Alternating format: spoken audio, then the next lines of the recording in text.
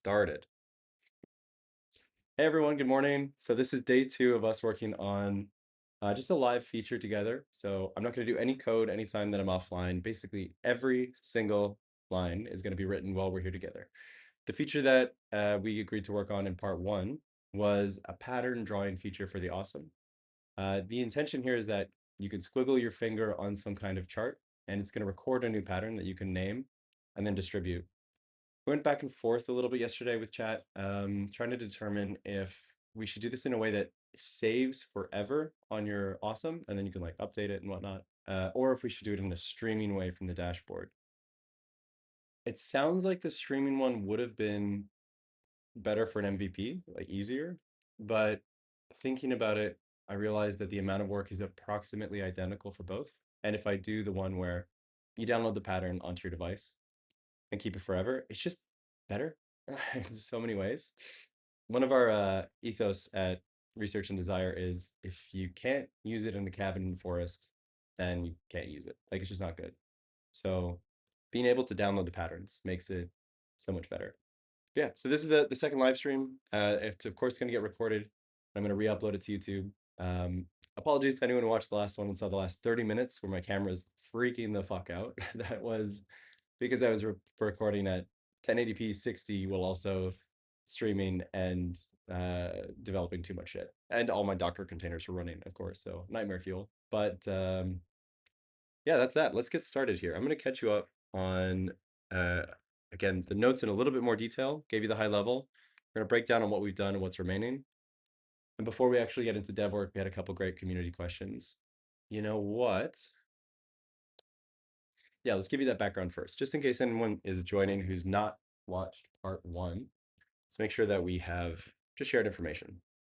So we're going to switch over to camera. Oh my gosh, camera 4? Camera 4 ain't it. Camera 2, camera 1. Here we go. OBS. Gonna do this manual. Ah, right, that makes sense. Okay. Camera 4 was it? Okay, let's fly through.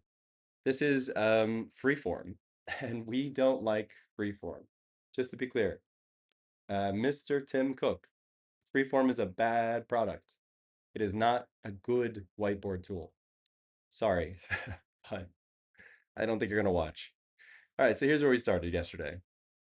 We posed a couple different ideas that we could do as an MVP fun feature. One thing that came up was kind of creating a official or officially supported version of that beautiful Awesome Possum app, which is a Bluetooth controller for the Awesome.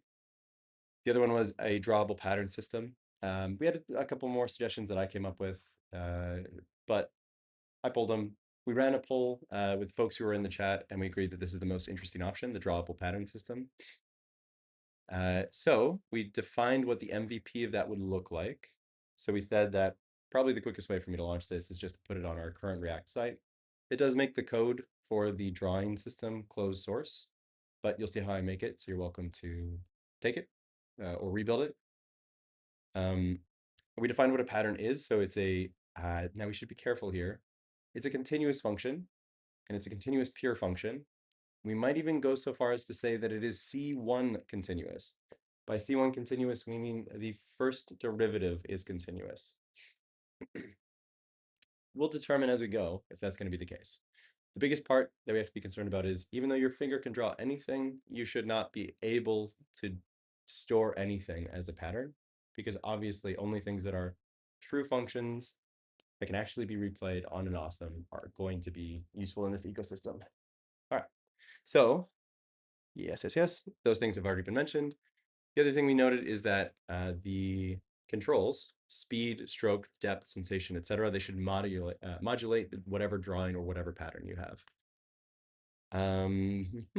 Sensation, yes, okay. We did note that sensation actually won't have an impact. Thank you to folks in chat for reminding me of this. But yeah, it's okay. We have a long-term plan for sensation.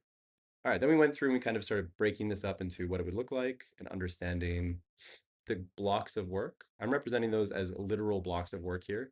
And you'll see these unicorns. The unicorns are cute, but I also want to clarify it's because there are no genuine icons inside of freeform. There's like nothing normal. our database, there's no database icon in freeform. We have a bowling ball. Bluetooth, there's a blue jay. The unicorn, I mean, it's pretty close. It was kind of cool, so I took it. But it's it's an interesting product. Anyway, the brief is in the dashboard, we're going to make a new page for drawing patterns. You're going to squiggle your little finger. You're going to have like the cubic spline handles that you can control, but we're going to put limitations on it so the slope does not allow you to have a negative or like a backtrack on the function. We'll have a couple other limitations too that I'll get to. We'll have to update the database a little bit to support storing the cubic spline inside of the DB. And we're going to have a little Bluetooth utility on this page that connects to the OSSM and then ships it. So the blocks of work that ended up coming into play are the dashboard drawing page, which we are in progress on. Let's give you a little something. I mean, look at these icons. T-shirt, hat. Yeah, let's go hat. Let's go. Let's go purple, green. Let's go based on status. This is in progress. Let's get a tiny little hat here. Okay, this guy's in progress. The dashboard drawing page. The DB structure is also in progress right now. We'll review that code. The BLE sender is not in progress. The unicorn page, where you scroll through existing patterns, and I thought that maybe we wouldn't be able to do it, is actually in progress. This little guy's moving. We're motoring there. Granted, 5 code, and you'll hear me make comments about 5 code very often throughout this process, since I am a seasoned developer, I swear to God, but we all have to rely on it someday. Okay, cubic spline validation is not started, but is critical. Cubic spline on the OSSM plus transferring the entire cubic spline to the OSSM and saving it in memory. Granted, saving it in memory is in fact flagged as a unicorn feature. Since we're trying to do an MVP, it might not happen. Yes, so we decided, or this is a little comment here that I made before. So the cubic spline will be transferred to the device, to the OSSM. Hopefully saved if we have time for it. But the intention here is that the cubic spline must somewhere be split up into discrete commands for the stepper to go to a specific position at a specific time. That simple. Just to go. So if I have this curve, I must go right, and that's a set of commands. If my speed is going to modulate this, somebody has to compute. Okay, well now it's slow or fast, right? And the source, the host who monitors this, has to have information about the speed, stroke, cessation, etc. If the dashboard, that is the website, is the host, there's a huge problem with the let's go fuck in a forest theory. You have to be online. You have to have the dashboard with you in order to have it understand where you are in the pattern, have it communicate what the time slicing should be of your cubic spline, of your pattern. So the only solution that aligns with the fucking in the forest theory or desire state is for this. It's for the OSSM itself on chip right here to do those computations. They won't be that difficult. It's just a choice we made that I wanted to justify. Okay. A little branch here, a choice that came out yesterday as well that I want to make sure is clear at the start of this video is that the streaming mode is not sufficient for that same reason. I might have already mentioned this actually thinking back, but if you have to be online, you're not going to fuck in a forest. If you must stream from the dashboard, then you must be online for this to work. Not fun. Okay. Done, done, done. Here we go. What else? Yeah, okay. And then we got down to the nitty gritty of understanding first, what is it actually going to look like? And then I made a mistake in my calculation. And that's when the camera crashed. Just as I was asking a community member, Gore, to help me with my math, he told me he could not see, or they told me they couldn't see anything on screen. Terrible. So we ended early. But we have about 3 or 4 hours today for this until I truthfully run out of juice to talk alone to myself. So please do throw some messages in chat. I'll go check it out every now and then. Let's see here. So, right. The graph here, getting a little bit back into nitty gritty, picking up my pieces. Just going to do a quick OBS check.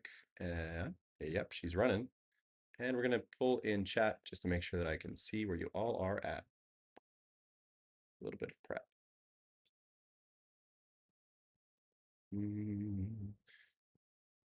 I have this one song, Begging by Mainskin, stuck in my head so hard today.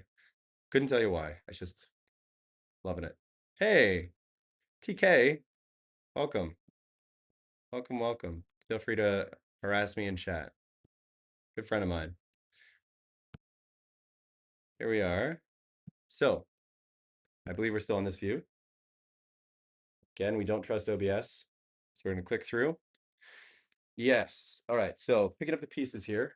I forgot something. I promised the community that I would go through a couple of their questions before I started. I was just about to get into the focus state, but we had a couple great questions. Because I'm not sharing the screen of Discord, you would be very annoyed at me if I did. A lot of you would see that I struggle to respond to private DMs. You'll see 115 notifications. My apologies. So what I'm going to do is I'm just going to screen cap these, and I'm going to pull them into freeform, and we're going to directly respond to them. So they were in the Kinky Makers Discord. If you don't know about the Kinky Makers, because you're, of course, currently watching this in the Research and Desire Discord, you should know that they're the, in fact, let me just introduce you a little bit, and then I'll pull in those questions. Kinky Makers, what have you got for yourself that I could show as an image? Not much. Yeah, here we are. Okay. Let's go clipboard, capture, pull this into freeform, and come on, Tim Cook, help me out. Hey, Tim Cook, well done. All right, so Kinky Makers. This is an affiliated brand of Research and Desire started by Alex. If you don't know about it, you totally should. They're essentially the nonprofit branch of Research and Desire that has grown into its own thing and has a wonderful community supporting it, doing exceptional work. We have some amazing people who are rewriting the software from scratch for this in Rust. Beautiful work. Love you, Orange. You're doing great work over there. We have some amazing folks who are redesigning the entire Awesome from scratch. Some people fork the entire repo and go on this side quest where they, guided by a spirit animal, are making a second version of the Awesome. People do rack and pinion versions. Some folks have made this into like a handheld mounted sex machine. It's very fun. Good community to be a part of. It's a lot of engineers doing a lot of crazy engineer things. And they're where we go when we want to talk development. So a lot of the development conversations occur there. In fact, if you go into the Research and Desire Discord and go into Awesome Development, you're going to see it's a locked channel that just links you to Kinky Makers. That said, the live streams will still occur here because we have more control in this community, and we want to respect what the Kinky Makers is as a separate entity. All right, all that said, we had a few conversations happening in the Kinky Makers Awesome Discord, and I promised I would discuss them live on stream. So let me go find those. It was in the Awesome chat. Ba, ba, ba, ra-ta-ta. Where in where did it go? Oopsie doopsie.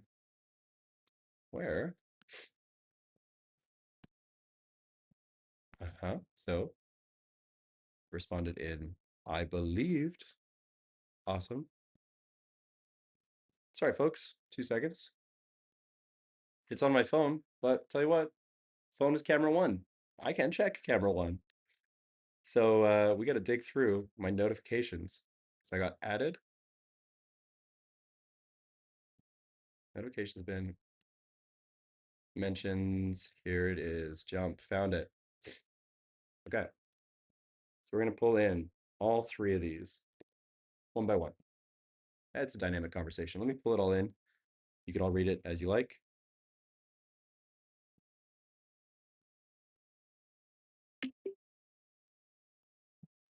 And we'll zoom in, start talking about these. So first off, thank you so much for the feedback on the stream. Spuppet, I'll just read this out loud for anyone who's going async, washing the dishes, and just listening to me ramble. So Spuppet said, love that you also recorded the stream, AJ. Looks like I missed a lot of great stuff. Please record the next one as well. You're a great host. Well, first off, I love you. Thank you so much. And I love to see more of your thought process about awesome development.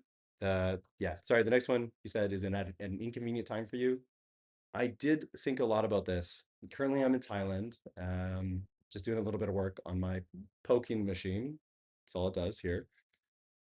And yeah, I thought about working late, but the thing is that I'm just less fun when I'm tired. So it's better for me if I do it a bit early, record the stream, and ship it out. Great news for all of our Australian friends who want to be slackers at work. Chime on in. But not so great for our European or North American friends who will very often not be able to catch me live unless I stay up pretty late. Tell you what, though, definitely down for a Red Bull night hanging out with y'all. So we'll plan in advance for a big one. So you had some time to think about the pattern drawing after you had to drop. No worries. So unless you misinterpreted my idea of pattern drawing, you think that we're overcomplicating it and that all you really need is to stream save load the position depth at a specific time. Uh, you can't draw faster than time. You can't draw backwards in time. So the x-axis is your freeform example. In your freeform example is redundant. Interesting. I disagree, but that's okay. We'll discuss.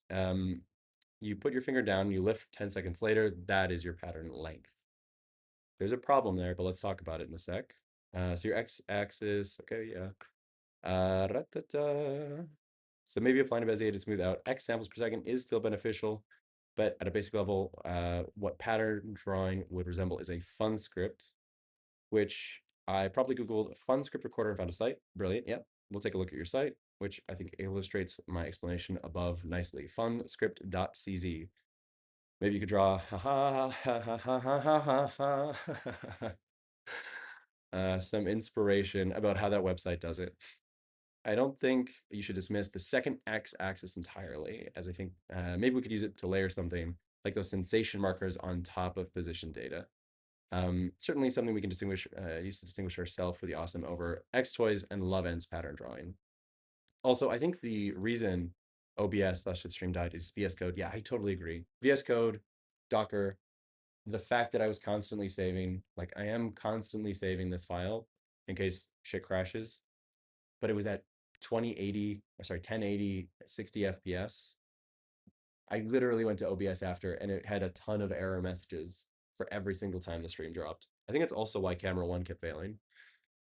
Anyway, we're down to 720, 30. We'll hope for the best. All right, let's respond here. First things first, let's get the context that you have. Let's just understand a bit. So funscript.cz, we're gonna go to, I think it's camera three, and OBS check, baby. Yeah, camera three, OBS check. This is the wrong browser. That's okay. We're gonna switch. There's nothing wrong with you guys seeing this one. It's just, this is my work browser. So you could be creeping on my work credentials. So we're gonna go over to guest. And we're gonna close this if I can. I think in order to do that, I have to switch off. Hey, okay. You know what? Technology sucks. Don't do it, kids. Don't do it. I simply cannot close this while it's in stream. Did you know this? Ah, got it. Problem is that I'm an old man. That's it. Result. And we are in Chrome. You have funscript.cz. Let's go take a look and then we'll respond to your message.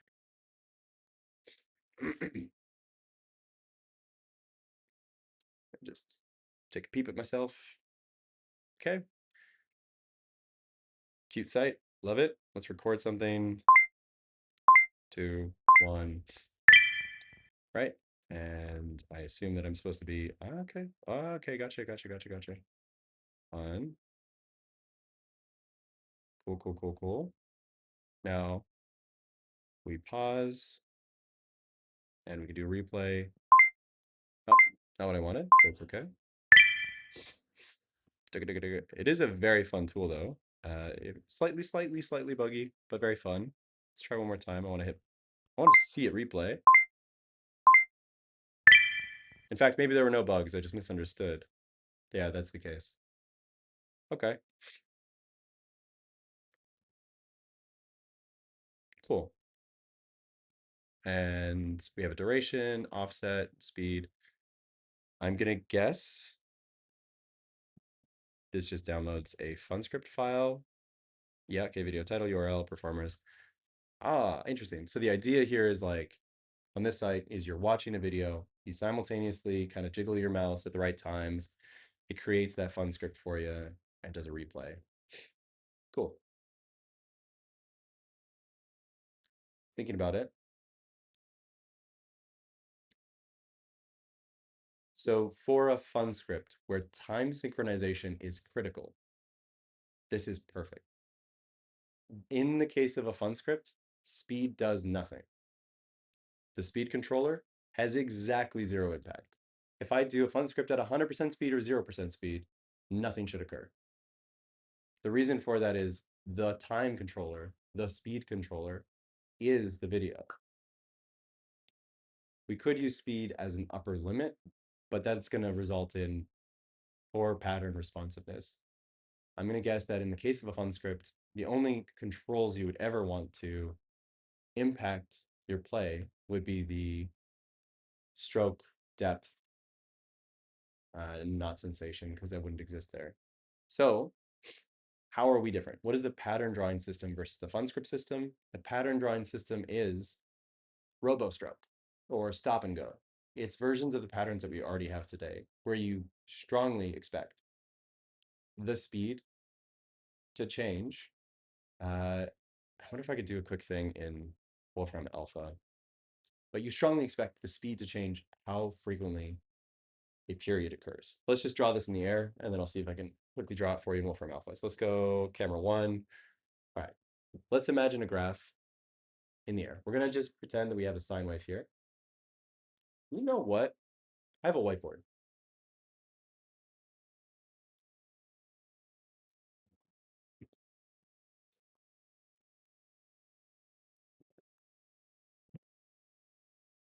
Okay. Got a whiteboard, so I have a whiteboard pen. Oh, oh no. Yeah, I do. Oh well, it's blue, but it's okay. We'll figure it out. Let's go here. Bum, bum, bum. Let's make sure you can all see me. I just found the black one, but I'm already sitting down, so that's not happening. All right, here we are. A little awesome. A little in the way. Thank you, sir. Let's draw a little sine wave. This is your pattern. Somewhat visible enough.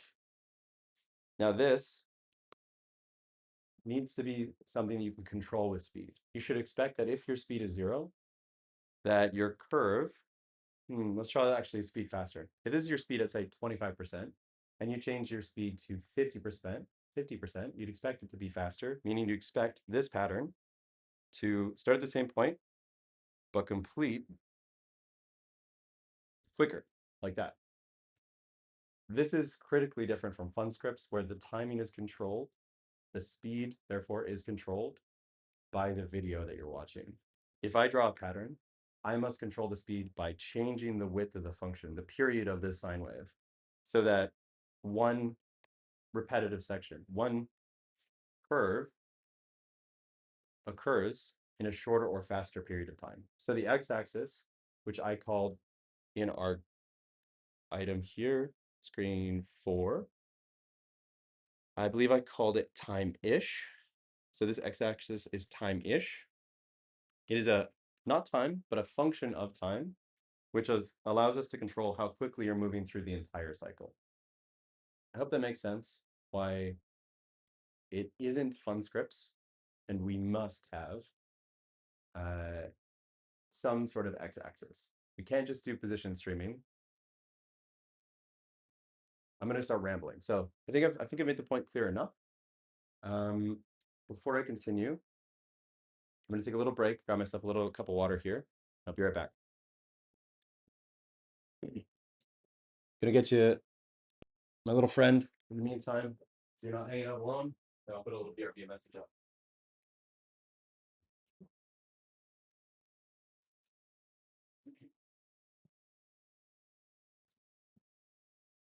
Okay. Right, my bra straps are falling down. All right, this is my little tuna fish friend. He's gonna hang out here until I come back. And we're gonna put a little BRB. Whoa.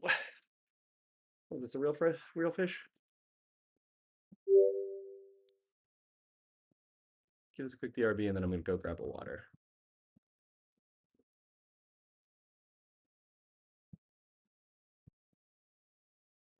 BRB, water. Here's a fish.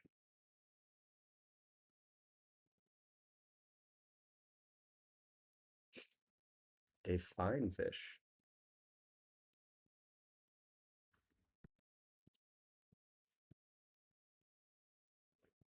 Okay. Come on, and boom. Set.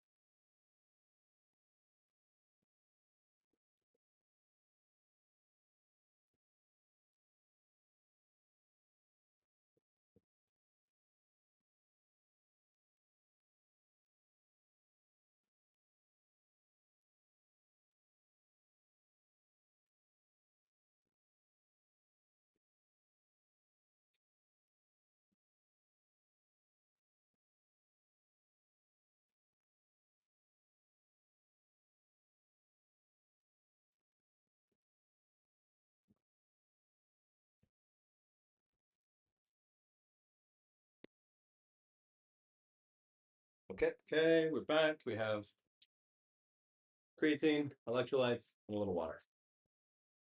All the things a growing boy needs. That's crazy though. Still can't figure out dang shoulder straps. How do people wear aprons all the time? Whew. Okay, so Spuppet, thank you again for your feedback and for your question. Fish out of frame. Okay, we have another one here that I'm just gonna make sure I take some time to respond to.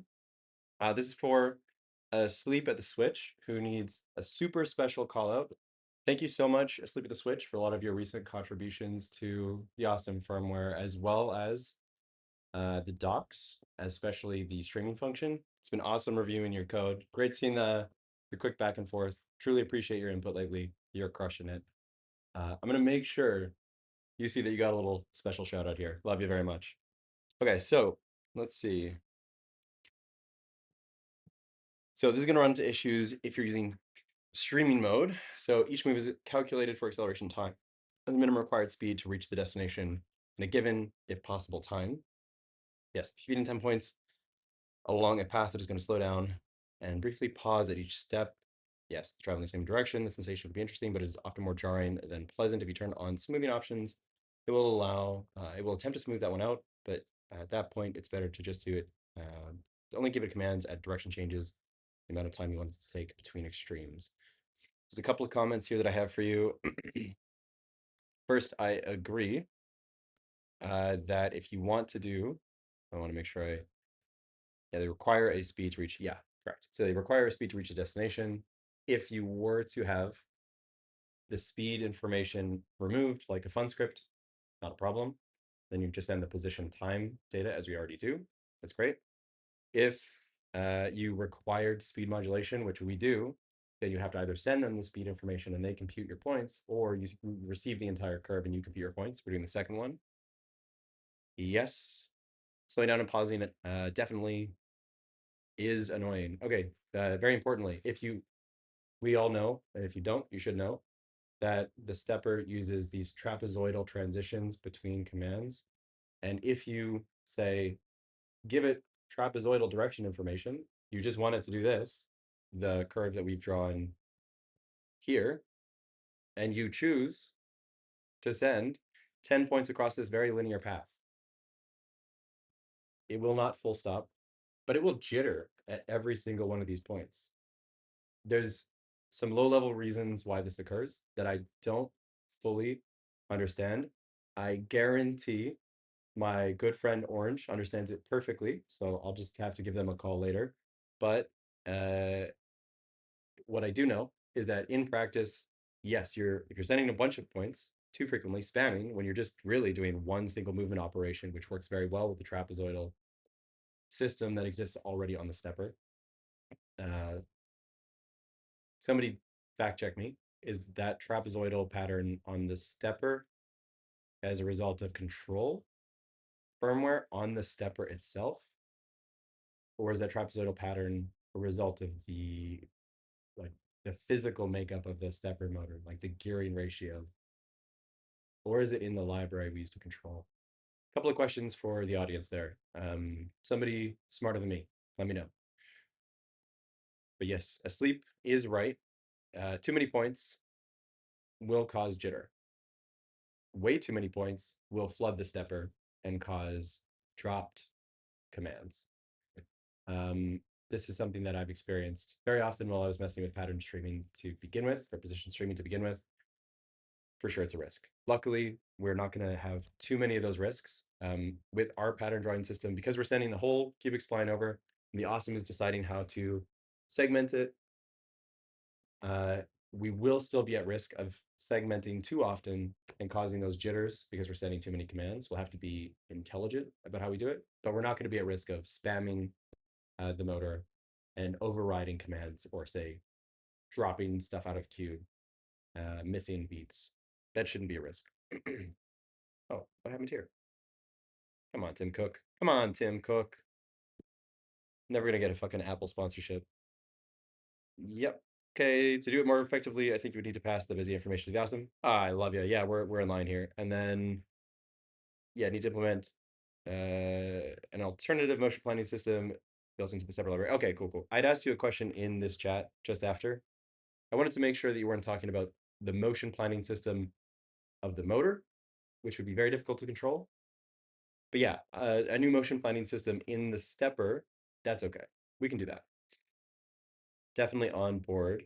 Either that or be constantly monitoring the position, modifying the acceleration and speeds to attempt to fit the curve, which is basically the same as replacing. Yeah. You and I are so aligned. We're very aligned on this one. Okay, gotcha. That being said, once the device gets moving, yeah, 30 strokes per minute, you won't notice the difference between S curves. Yeah, true. And standard. Here's the thing. All sessions start slow.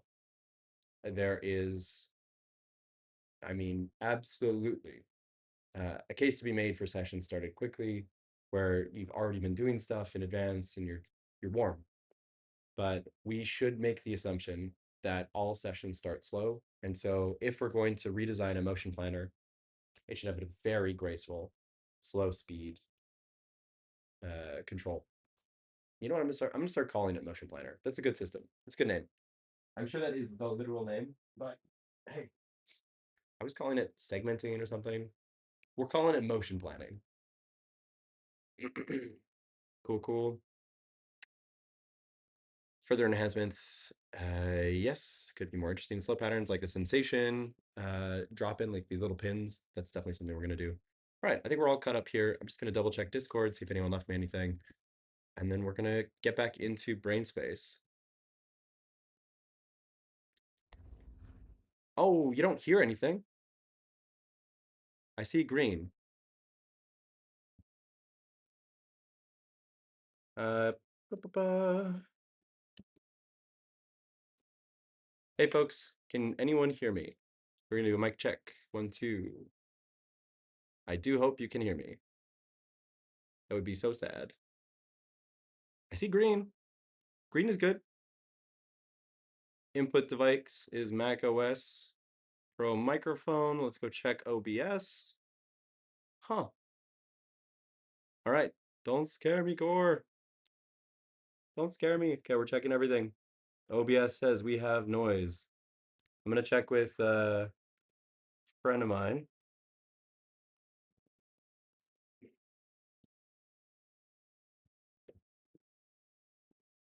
Just sending a message to make sure they can hear me.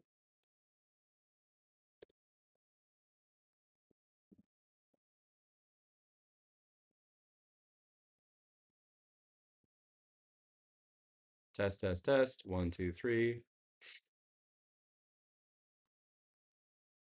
Okay.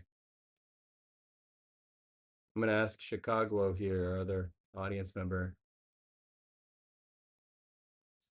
And then we're gonna get a friend of mine to pop in, see if they can hear me.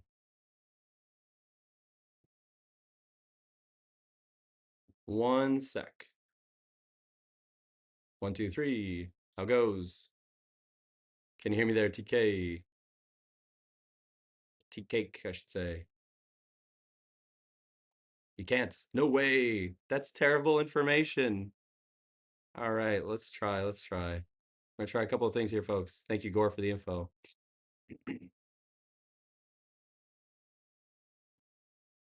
1, 2, 3. Anything now? Anyone got me? 1, 2, 3, 4. How goes? Test, test, test. I see so much green everywhere, which is crazy to me that it's not working.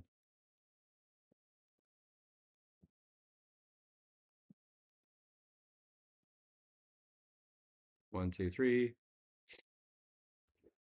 Give me a thumbs up, thumbs down. Huh. This is an interesting, unexpected failure mode. That's why I pre-record these. It's all CGI. I think it's very likely. I have no idea what the issue is. So we're gonna pop out of Discord and I'll come right back.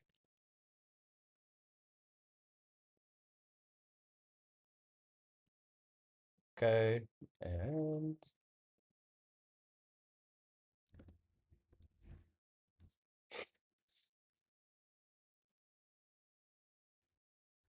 BRB to the stream. I'm gonna check to make sure OBS is actually recording audio. See you in a sec.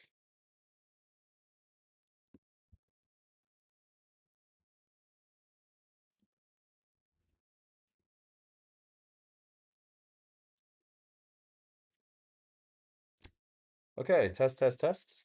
We're gonna check. Can anyone hear me here? Hoping for the best. Hop into chat. Say it again. Wonderful, wonderful. Okay, Core, thank you. Thank you, thank you. I have my friend on the phone. He just yelled at me here, so he also said it works. All right, folks. Good news. I just checked the recording and all the audio works. So great. Sorry to literally everyone who dropped in. Appreciate you all. Chicago, you should know I've been calling you out politely and with love the entire time. Um, Gore, thank you so much for the heads up. There we go.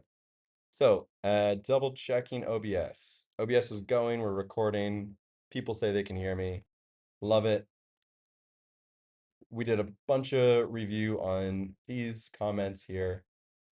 The ultimate brief, Gore, that you need to know is we're going to send a cubic spline to the awesome, and the awesome's going to cut it up. That's basically the gist of everything we did over in this review, in this conversation. And at some point, I vanished to get a little bit of water, and I showed you guys a fish. That's about it. Everything else, we're good to go. Mhm. Okay, so we're going to pick up where we left off. I believe we are on the correct camera. Great. So where we left off was trying to understand the limitations of the cubic spline system. Um, right. So I wanted to save into the database this data structure, x, y, which is the point that you've placed, normalized to be between 0 and 1, handle in, handle out, which have an x and a y. These are the cubic spline handles. We've determined that these 2 points are going to be identical, so we're going to go star. Oh, how is there not a star? Oh, okay. We're going to go with this star, and we'll give it color. Let's go yellow. So this point is going to be identical to this point, meaning that the last point is always going to be virtual. It is going to be identical to the first. And we're going to have very strict limitations on the slope in and slope out. The handles cannot break, just to ensure that there is always going to be something continuous there. In fact, we might not ever permit the handles to break, since that is not physically possible in a C1 continuous function. We're going to talk about it. So we receive this data structure. I've given you an example. We're at 0.5, we go up to 1. This is also normalized to be 0 and 1. And at x equals 1, where x is time-ish, but not time, we have the identical point, a false point, which reflects the first. So what actually happens if you set the speed? Let's try to understand this. So what I was doing here is I was considering, right, we put in a complexity limitation onto our patterns that a single repeating pattern can have no more than 100 points. We arbitrarily decided that points could then be no closer to each other than 1%, because the x, we're going to assume, is kind of percent-ish, since it's normalized to be between 0 and 1. So 0.01 units of something is the closest that our 2 points in time could ever be. What the hell does that mean? Well, that's what we tried to calculate, and I made a mistake in my math. So we're going to go back to cursor here. Let me go camera 2 and OBS check. We don't trust that bad boy. We're going to go look at the code here, understand where I went wrong. And where I went wrong is this calculation here. So let's understand what we're looking at. And what I misread is the brackets. So this here is our maximum speed in millimeters per second. I could zoom, that'd be great, but I can't, so we're doing one of these. So our max speed in millimeters per second is our maximum RPM, rate rotations per minute, divided by 60 times. Now this is where I messed up last time. I thought this was times on the denominator, but it's the numerator. So times the pulley tooth count and times the belt pitch in millimeters. So let's compute this. And this is going to help us determine what that max speed is, because we're going to make the assumption that if camera 4, if in freeform here, we have 2 points that are as close as possible. And if in those 2 points, you're going from the furthest, so you're going on the awesome from here to here in 2 points that are as close as possible in time, that the implication is you're going from here to here at max speed. So we can reverse calculate to understand how much time is occurring for 1% inside of our range. The assumption that we had to make or have to make in order to compute this is that our rail length is 300 millimeters. Now, this is an open source product where everyone makes their own version, and we even sell a version to people who ask us that is 500 millimeters. So very clearly, this assumption is not always true, but we have to have something, so we're gonna move forward anyway. Let's go and compute. So I'm gonna pull up a calculator. You won't be able to see, so I'm just gonna do this instead. So assume that y equals 100%, which is equal to 300 millimeters. Okay. The assumption is that y equals, this is not an assumption, this is just a statement of fact. Y equals 0% equals 0 millimeters. Okay, we can take these to be true. Then when x is equal to 0.01, then of time units, let's try to figure out how many seconds that is. So it is 300 millimeters divided by our max speed, because we're stating that we move in that distance at our maximum speed. Let's go for it. So the calculation we're going to do, let me just pull over, quickly going into the blind space where you can't see me. We're going to pull over our code here, and I'll try to compute just live so you can see it. It's a pretty fast calculation, but it's more fun when you're involved.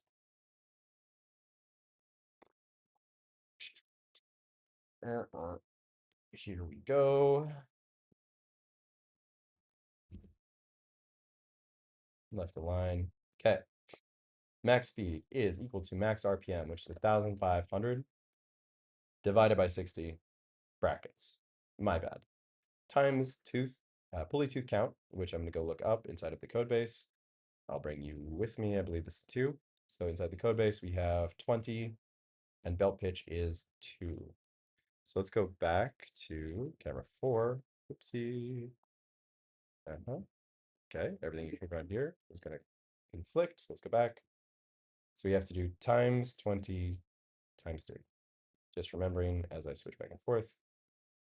And OBS check. Heyo, it's all working. Times 20 times 2.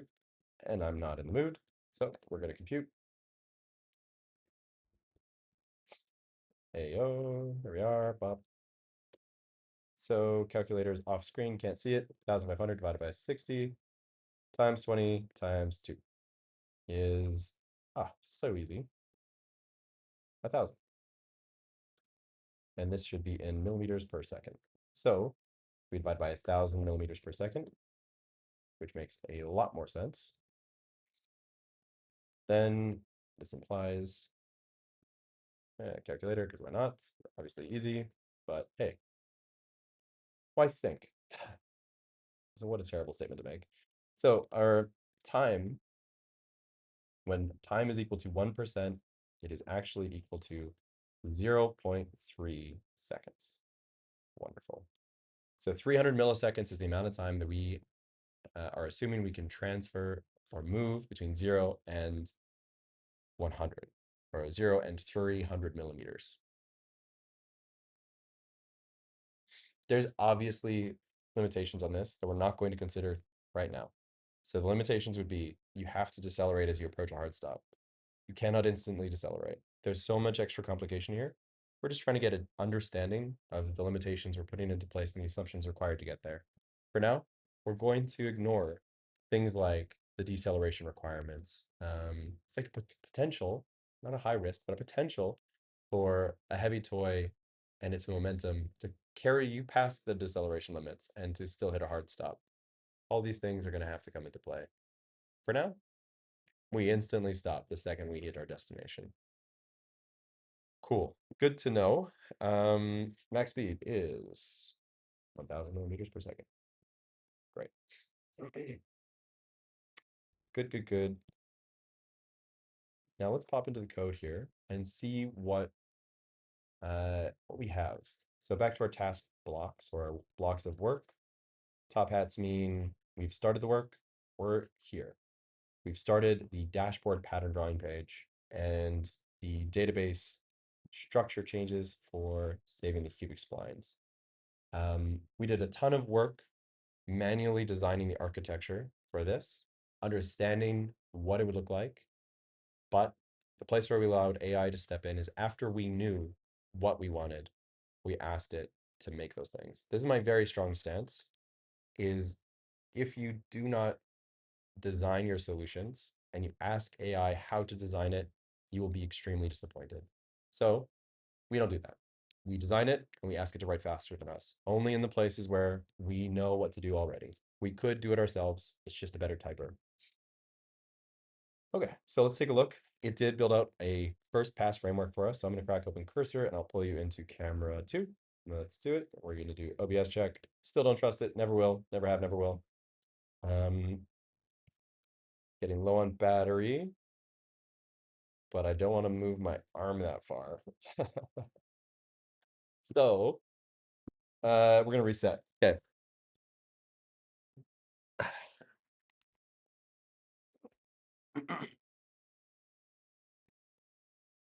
Bum, bum, bum, la, da, dum. Okay. Little camera check. Make sure you can see me. Pull this guy back out because I think it looks nicer. Oh, grease. Ah, grease.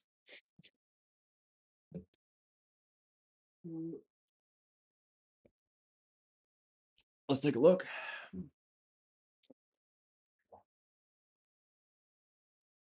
Ah.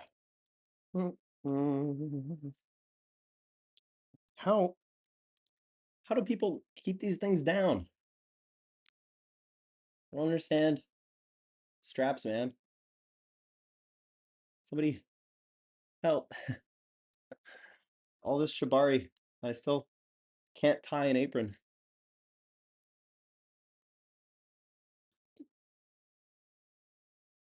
And roughly fixed. But if my shoulder straps essentially slide off in the middle, let me know. Speaking of which, let's do a Discord check. How y'all doing? Screen frozen. No. Gore. It's flashbacks. But for real. We changed a lot of things to try to improve uh, the stability. The thing I haven't changed is, of course, improving just the computer that I'm using. But yes, definitely. Let me know if it continues to freeze. When I'm in streamer mode, I don't hear notifications. So I'm going to disable streamer mode in Discord. Hopefully this means I hear the notifications when you ping me this time. But yes, definitely. Thank you, Gore, for the heads up. All right, let's jump back into code here. So we're in rad app. We just did a database refresh, and we did have this guy jump around. Yeah, it's a different product. This is a different product.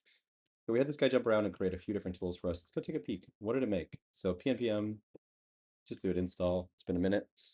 Might as well. And pnpm dev. Let's take a peek.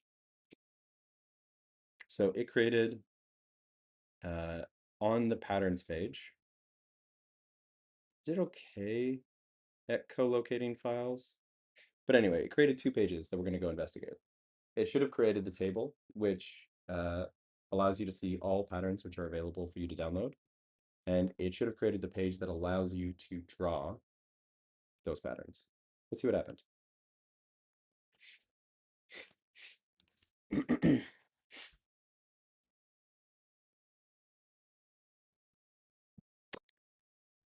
All right, let's go pro@test.com, password 123. I think that's the password for test accounts. Oh, and don't get too excited, anyone. We're in localhost, so all of our test accounts in localhost have password 123.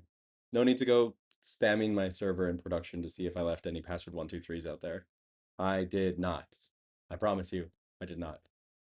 Got a little onboarding here for our test account. Yeah, just a bunch of test data, nothing to worry about.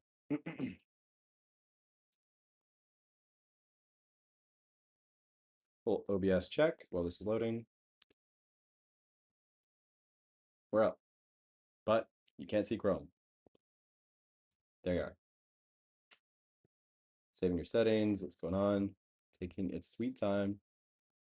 Almost definitely just because we're streaming everywhere. Little Discord check, make sure we didn't freeze.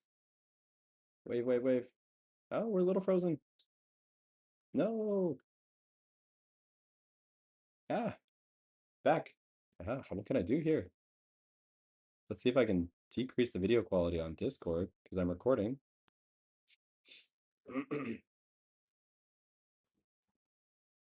Quick check. I dislike freezing.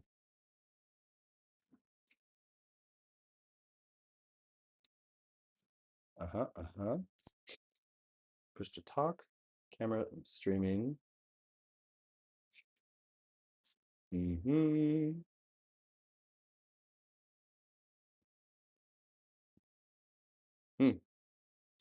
Okay. Well, not frozen right now. And Discord, I mean, OBS seems to be working. So we carry on. We carry on. Okay, so the pages we had to make were inside of here, inside the awesome, which by the way, this is in very silly, awesome sex machine, open source sex machine, sex machine. That sounds like a machine that has sex with sex machines. That's a product idea. Actually, that's a very fun idea. I'm gonna make a sex machine that has sex with our sex machine. Fucking next stream, guaranteed. Okay, clicking on plus. This is all brand new, so let's harass it. It's a little slow. I think the reason it's slow is because of the streams. So, all right, come on now. Already it's what is this? What is this line in the background? That's crazy. Come on. All right. So we did ask it to do some stuff. We asked to use Pixie.js to build this out. It is doing an okay job. Let's see if we can do a split on these handles. No, can't split those handles. How do I split these ones? Yeah, blah blah blah. All right. We got some stuff to work with here. In fact, let's actually stay in cursor for a second because there's a browser and cursor. I don't use it, but maybe it'll make life a little bit easier so I don't have to switch back and forth and fail you all the time. Let's try camera 2. Okay. Give you a little bit more of a cinematic angle. Is what it is. Let's crack open this browser. Same thing, just gonna log back in. Cursor's pretty good. It's good enough. I've been seeing, in the programming subreddits and a few different channels, people kind of harassing it. Like the joke, classic joke. He's a 10, but he uses cursor, and then the person's like turned off. Cursor's pretty good. Does the job. I recently was just thinking about it. If Copilot had owned the market better, God, they would have owned the world. It's crazy, crazy that people are just forking VS Code and doing better than Copilot ever did. Anyway, that's a sidebar. So test pro@test.com. Password 123. Sign in. All lowercase. Try it. Please don't bring down my server. Please don't DDoS. All right, let's go. We have this pattern. We dislike several things about it instantly. We are in Claude 4.6 high. So let's go find out the things that we dislike. In fact, I'm just going to list them here for the robot. We're going to go find out where it did it though. Oh, crazy. Now let's go look at our code. I don't trust it, if I'm being honest. But it did give us the framework. That's what we wanted. So first things first that we strongly dislike is the points in this maker. So inside a page, let's go check out its architecture. I dislike this review style, so we're just going to keep all. Strongly prefer side by side. It used to be an idea, as in like JetBrains idea dev. Man, side by side, such a luxury. I know GitKraken exists, and I'm pretty sure they have a version of it, but certainly my favorite. Okay, maybe it's in VS Code. I've never looked. Pattern editor is called, what are you doing? Let's take a peek. So this is a server-side function that it created. Good. And the params. Love it. I heard a noise. I'm just gonna go check Discord here. Not frozen. Happy. Oh, hey, welcome, welcome. Hey, Casey. Feel free to jump in chat. I'm keeping half an eye on it, but also coding. All right, let's take a peek. So, and we're gonna pin this. There's things we dislike. We want to correct them. I don't want to immediately ship this to AI, so I'm just gonna put them in the AI chat so I don't have to switch windows, switch context, and we'll see what we want it to fix. So first things first, point 0 and point n minus 1, they're not movable in X. They never should be. They're fixed. Point 0 dot x is equal to 0. Point n minus 1 dot x is equal to 1, always. Has to be true. Very importantly, point 0 and point n minus 1 have the same y. Strictly. It must be the case, because it's a loop, right?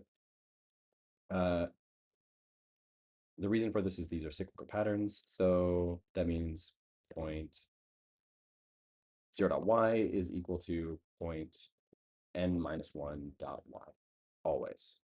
This is a cyclical pattern.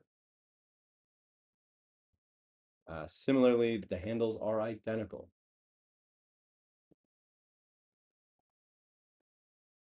Meaning that these handles here, they must match these handles here. It's a cycle.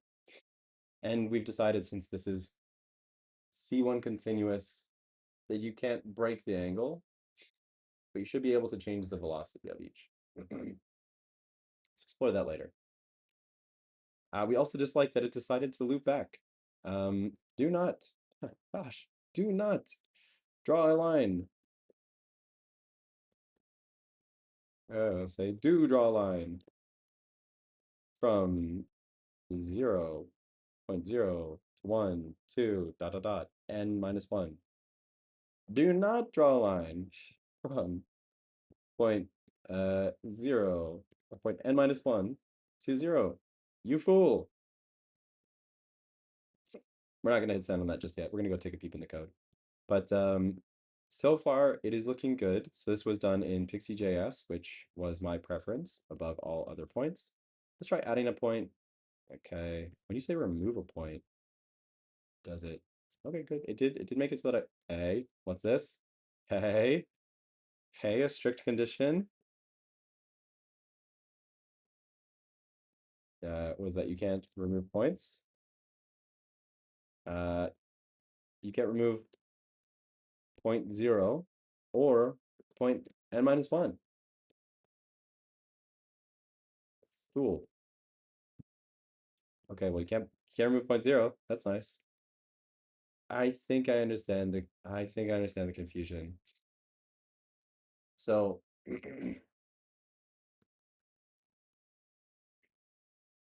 yes, it's not drawing. Perhaps it has the notion of drawing point n minus 1, but it doesn't have the correct.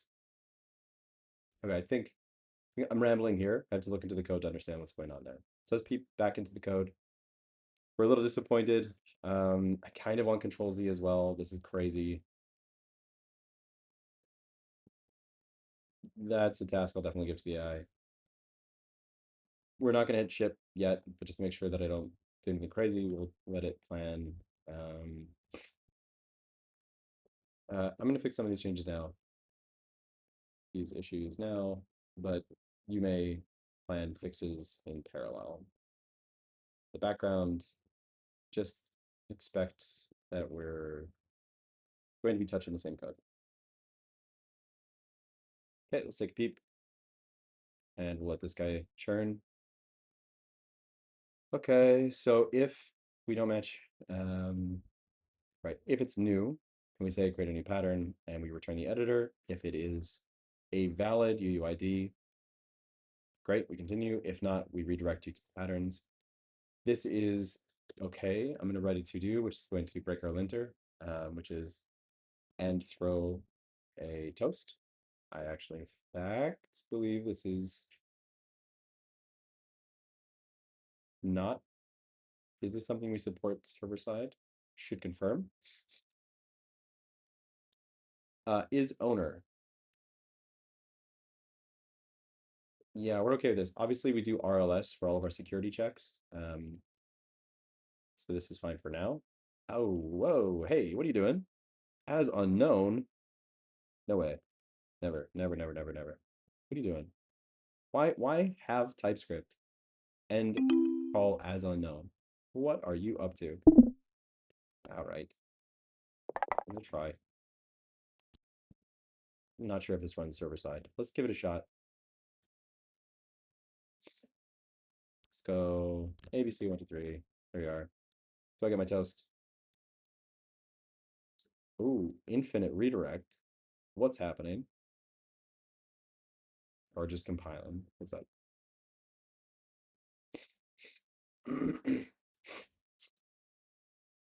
Unclear. Looks like infinite redirect to me. Okay. Could be just crazy compilation because of too many active concurrent things. Freeze check. Not frozen. We're happy. Water check. Yep, that's water. Confirmed. Definitely some kind of loop here. So we're gonna exit. Come on, man. Get me out of here.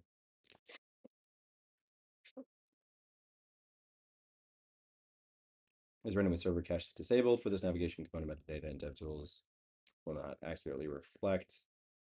That's fine. Relax. Don't explode. So let's go double check this. Not sure what's up. We're gonna force the statement use server here. So I'm not too sure what happened. We're gonna try one more time with this. See if we can get that error to throw again or this infinite loop. It absolutely does. Uh-huh. Whoa.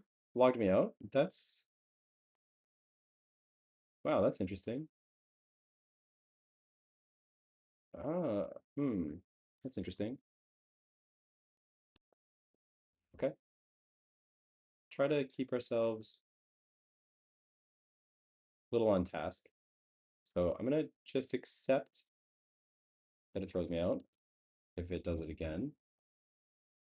But I think that plausibly is just occurring because we're not doing a return on this. Do you technically have to return after a redirect? I don't think so, but we're going to return null just in case. Just in case. I'm fairly certain this toast does not work as expected on server side. And truth be told, I don't want to investigate that right now either. So we're going to focus on MVP, not let ourselves get too distracted. Yep, post hog, thank you. We're going to permit some errors to exist, even though we hate them. We're going to take a look at our pattern editor.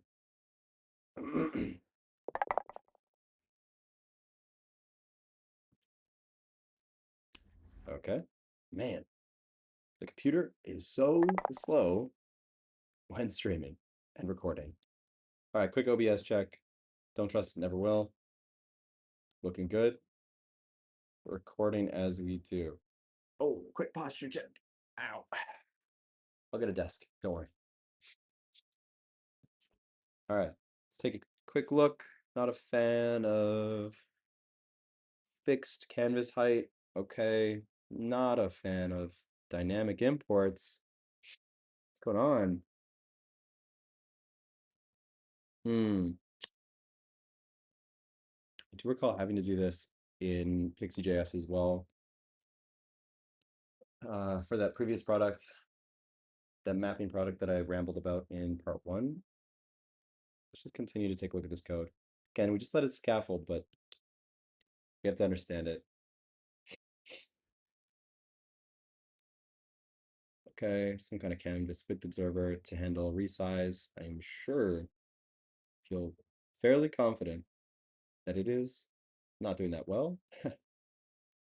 Okay, pattern is required. Well, come on, man. This, what are you doing? Toast promise. Okay, we like this. We dislike. Yeah, great pattern. Sure, thank you. I dislike this. Ew. Sorry, this is just code I don't want to write, if we're being honest. So this should be a React hook form with Zod validation check. Duh. Okay, so we're just gonna let it fix that. Yeah, we're just running Claude 4.6, Opus High on everything. Money. That's so dumb. All right, canvas width. Let's go. Handle save. Yeah, try to push back. Okay, not a fan, but it's fine. Field set. Hey, what are you doing? And these are existing components from UI. Am I crazy or are you crazy? From here. Am I? We're gonna find out if I'm crazy.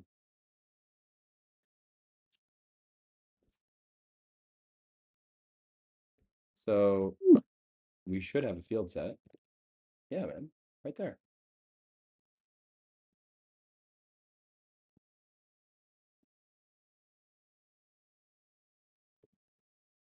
Let's go. Carrying on. So we have our canvas, our spline canvas here. On change, on select, canvas with canvas height, selected index, and points. Let's go into this. I want to see canvas placeholder is loading. Wonderful. Let's click in. I want to see specifically what's going on here. We'll take a look at that dynamic import. Definitely a code smell. Hey, what are you talking about? Well, first off, it's not even working.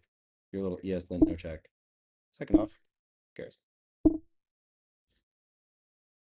Sure, from your utils. Okay. Extend. Interesting. What have you done, sir? Where did you get extend from? Okay. It's a Pixie React function that I've not seen before. Sure, sure. Render tick. Yeah, that's fine. I'm sure there's a better way to do this. We'll take a look. So hit test. What are you up to here?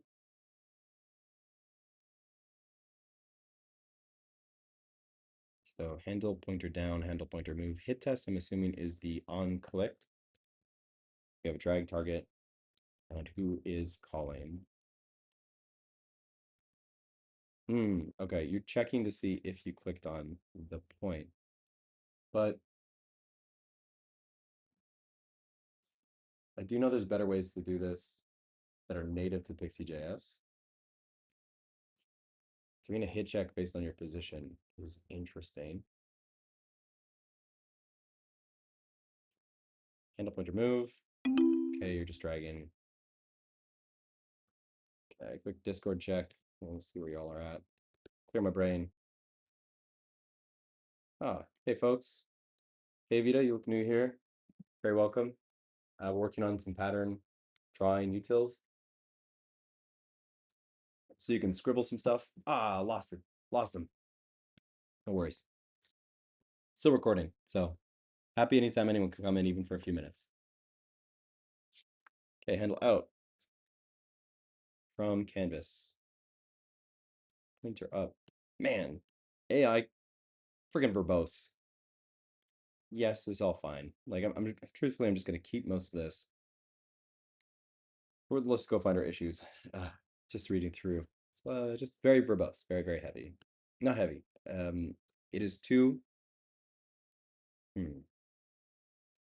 Not too anything. Is just verbose. Keep it there. Okay, let's take a peek. I want to understand where these issues are before I either fix it myself or allow the AI to type faster than me.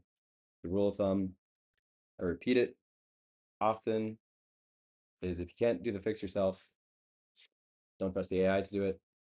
Just tell the AI what to fix and treat it like a coworker or an employee. There are things it can do great in the background, but I don't want to let it replace me. Okay, point 0 and point n minus 1 are not movable. Let's understand this. So if we are stating that we have a dry container, first off, this is just render, render, render. So hit check. Test here. This is just determining if we're clicking on a point. If we're clicking on a handle or a point, we will deal with this in a sec. Handle pointer down, handle pointer up, double click. What does double click do? Let's go see what it invented. First, we'll repair this. Yep. Protest.com, password 123.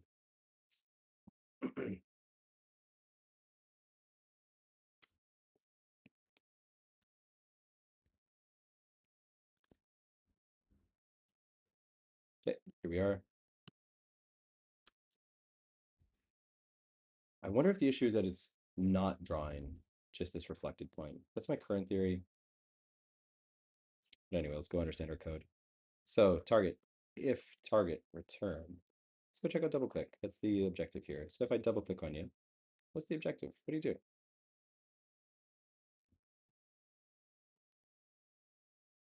Is that what you do? You don't break the handle, do you? Not at all. What do you think you're up to? All right, carrying on, moving forward. Yeah, just keep file. Can't review the code like that.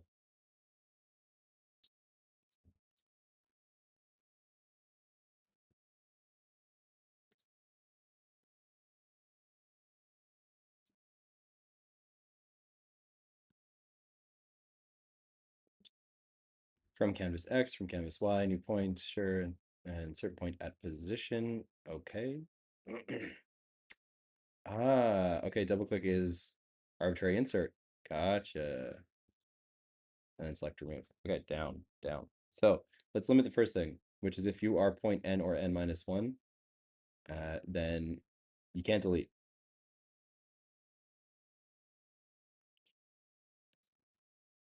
Point up. Let's go to this. So handle point remove. Okay, draw handles and points. Using the graphics library to draw directly, that's okay. App options. Let's go find our delete or remove point, not here. So let's go to double click. Insert point at position. Let's figure out what this is called. Called twice. No, called exactly once. Points ref current, where points ref is our ref object of spline points. So inside of this, we'll be able to determine if our index insert point at position. What was our delete? Let's go find our spline utils. Probably right here. Remove point. Okay. We did tell it.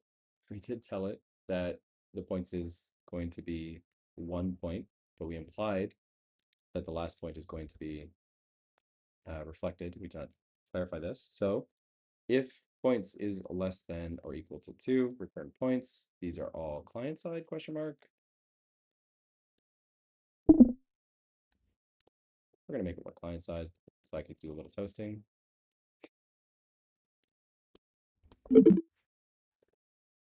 Toast. Cannot remove the last point. All right, cannot remove the first or last point. In fact, the error here is you must have at least 2 points.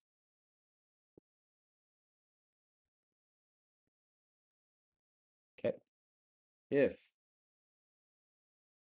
your index is equal to 0, sorry, we have to import toast. Ay, ay, ay. Just go find out where Toast lives. Toast dot.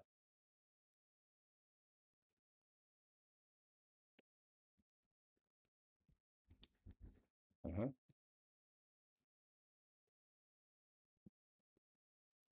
Yeah, the issue is Control V. It's just not working. It's not working because stream.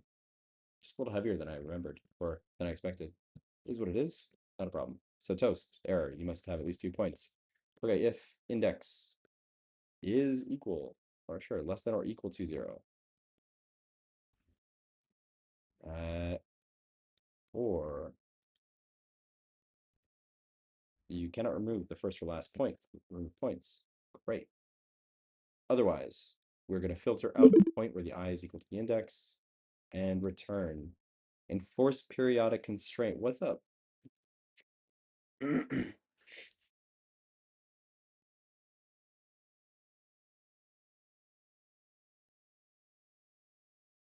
Uh-huh.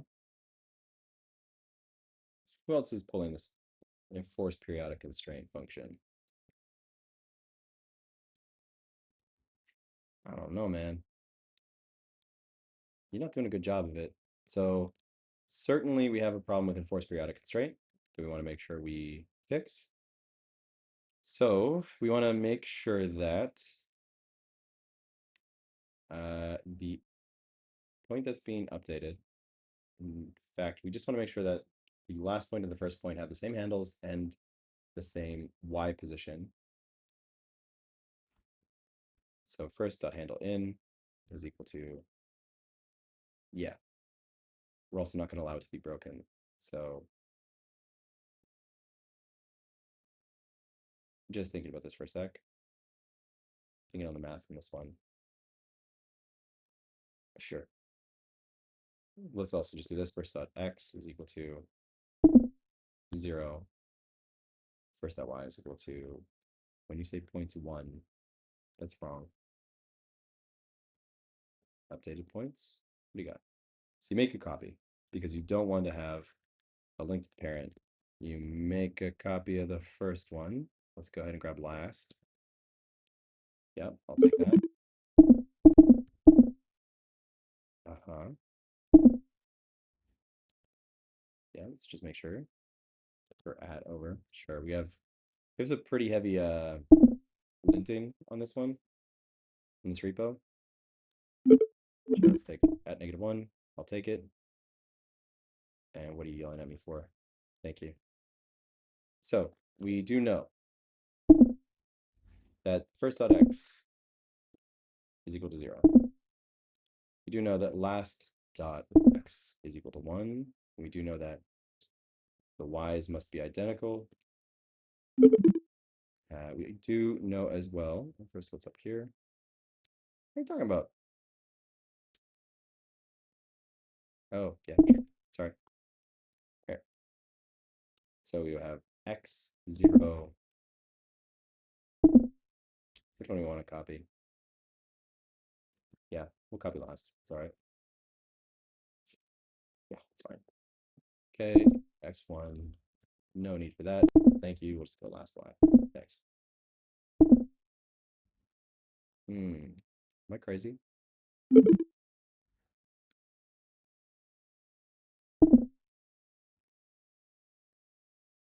What is the data type here? I think I am crazy. It's one of those things where, yes, yeah, I could have just fixed it, but you're telling me I can't just change one property on this and set it to 0. That's insane. Just TypeScript, of course. Type number undefined is not assignable to type number. Changing your property, you fool. Okay, just a lag. And that lag is causing human error, just confusion. Easy, easy, easy. All right. Updated 0 is equal to first. We return updated. We enforce this periodic constraint. Probably a beautiful little memory leak here that our browser garbage collector is going to do awesome at cleaning up. So not going to concern yourselves with it. Easy, easy, easy. Let's see if we fix any of these problems. And infinite redirect. Amazing. We're not going to be able to ignore that forever. Pro at test.com. Password 123. Let's go.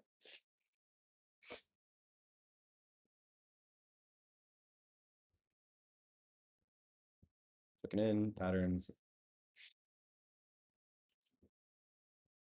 In fact, we're just gonna get this guy to fix that infinite redirect thing so I can keep focusing on stuff that counts. Okay. This causes an infinite redirect, which somehow is triggering the middleware to log you out, back in, back out, back in. Just say 404. Thanks.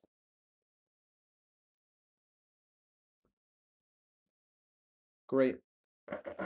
No redirect. Appreciate it. Kill this for now. It's good. Yeah, we're not going to run this one yet. We want to explore it ourselves. So first things first, we do have some matching. The handles aren't matching yet, of course, but the X is not enforced. The Y is enforced. And we have to permit you to drag the 0 with item as well. So we have to, when enforcing, determine if you're dragging the first.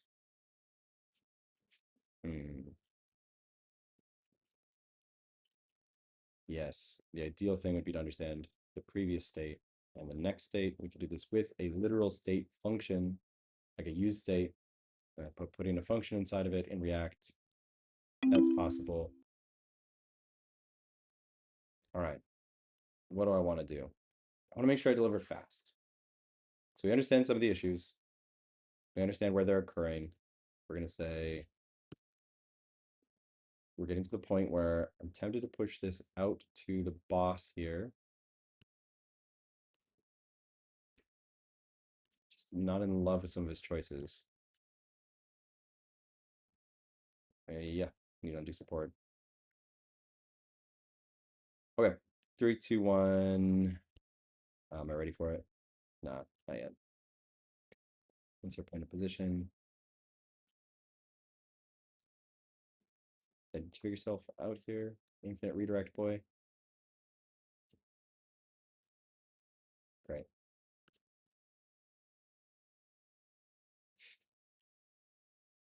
Uh-huh. Okay. Something else going on is happening here, preventing me from signing in.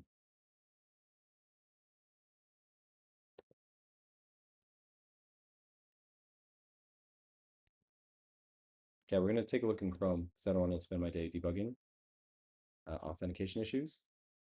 And we are going to, oh, cross our fingers. Okay, there we go. Launched. Let's crack open Chrome, see if we can figure out what's going on with this authentication thing. So that is screen 3, OBS check. No, screen 3, screen 2, screen 3. Hey, there it is. Little Discord check. Hey folks, you're all watching me suffer through a little existential crises with AI as well as authentication issues. What a bore, but we're almost there. We understand the issues occurring inside of our drawing tool. We've asked the AI to just go fix them now that we kind of understand where they're occurring. It's not a black box, which is the thing we always want to avoid. We're going to see if we can figure out why this infinite loop is redirecting as quick as possible, because damn, that's not what I want to work on. So Chrome still occurs, so it's not an issue with the browser. So we're going to figure out what's up. I'm going to shift this over to our boy, but more importantly, we're just going to take a look at the code and set a breakpoint.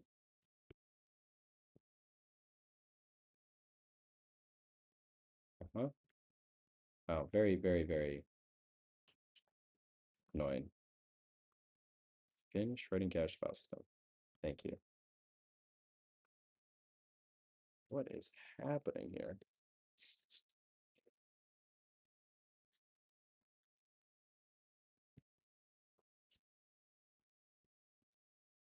Okay. Everything's failing us, so we're gonna come back to cursor.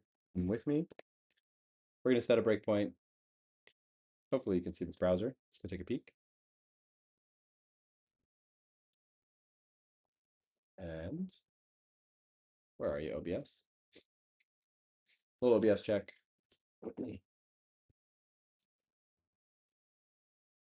There you are. You're here. You're with me. Everything's looking good. Breakpoint it is. Definitely. We have two places we want to investigate a little bit deeper for this authentication issue. We got the bad boy running in the background, but we got to understand what's going on. So right here, if we fail a rejects test, if create client fails, maybe it's actually a server. No, we're creating client from the server. That's fine. That is correct. We're on use server. That is correct. What is occurring? It sends us to middleware. So we also have to check our middleware, which they recently renamed in Next.js. I think it was 16. They renamed it. Let's go take a peek. Brain. So it is above app, I believe, root level proxy. Inside of proxy, we do an authentication check. You're seeing everything right now. Nothing exposed, of course, but it's just, hey, you get to take a look. Inside of update session, which I cannot control click because I'm out of memory. Yikes. But inside of update session, I believe the case is I will control click. We will wait to 25 minutes for the index to go find out where this is defined. I swear it's faster normally. I swear. I'm not just sitting over here working with a 15-minute control click search. All right, let's go search for it. Thank you. The defined in Supabase middleware. Thank you. Thank you. We're gonna set a breakpoint in here. Let's run this bad boy. Little bit of proper dev. Rad app dev. Thank you. Let's go. So funny. So I've set my OBS hotkeys to be like option 2 or option 1. That means I very frequently I just type a little TM character everywhere. It's kind of cute. I sort of like it. I don't think I'm going to change it. I'm going to keep it for a while, but it means that you'll very frequently. Let's just try it really quick while the damn thing, the debugger starts. Oh my God, the debugger is going to go insane. My computer's so mad at me already. All right, option 2. Yeah, little TM. Aw, look at the little guy. Look at him. Option 1. Upside down exclamation point. I'll take it. Option 3 is pound. Cent. Infinity. All right. You're going to see a lot of the symbols inside of my code. That's for sure. Oh, hey, sorry, I'm on this camera. It's not my favorite camera, but let's go back to, hey, here I am. Here's the code. That's a better camera. Call that one the nose hair camera.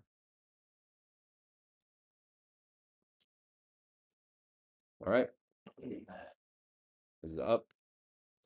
We'll use this browser so you can see. It's not my favorite browser, but it is what it is. We want to trigger a breakpoint, please.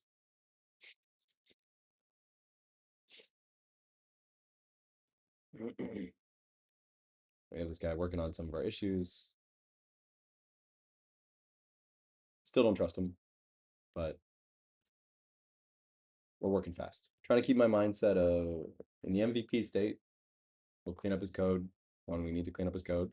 We just got to get this dang thing out so that we can have a bit of fun with it. I want to see that thing move today. I want to draw a little doodle and I want to see him move. That's my goal. I'll do a little Discord check while we're waiting here.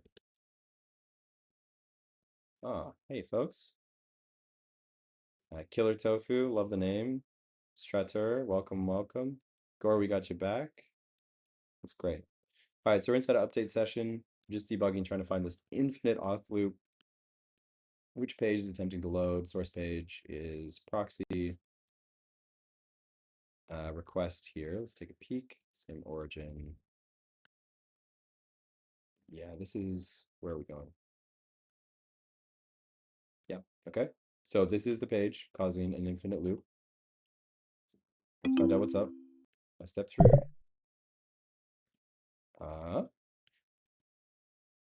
I stepped over. Did I step over to another breakpoint? Or did it simply work?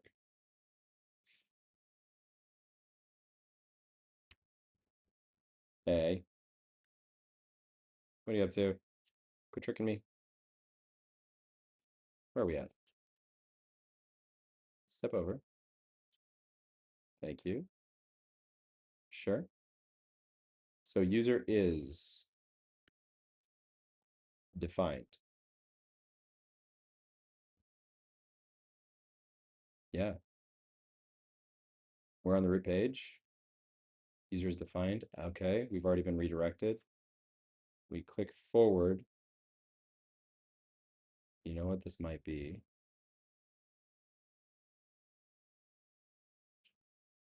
Yeah, okay. I think I know. Create server client. This is correct.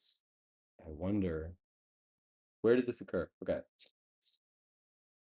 There's a page where we made a recent update.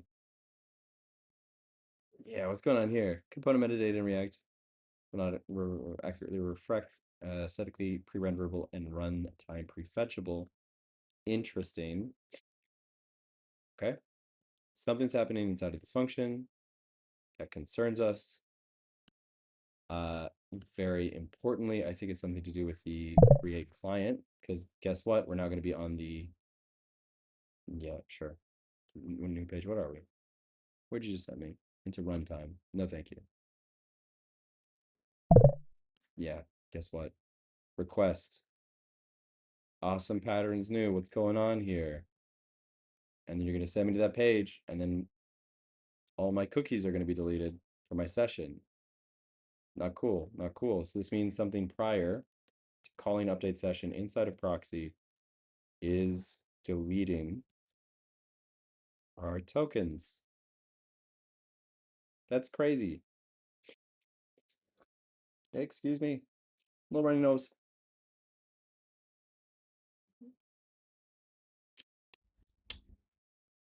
What in the dang hell?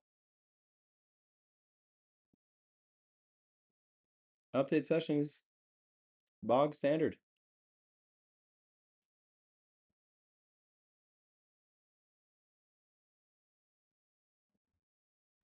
Uh-huh. Right. Yes, sir. We have our test keys. Create client from token.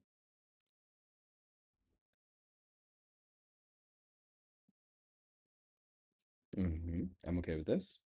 All these things are stable. Sorry, folks. This is a very unusual one. So we're gonna have to handle root app guards. What's going on here? Why do we get redirected? Let's find out.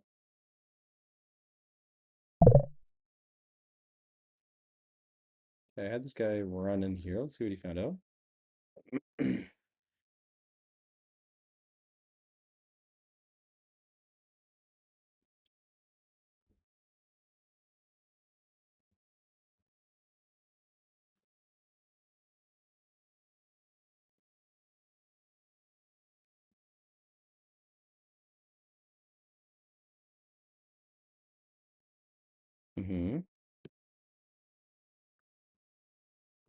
Tell you what, buddy.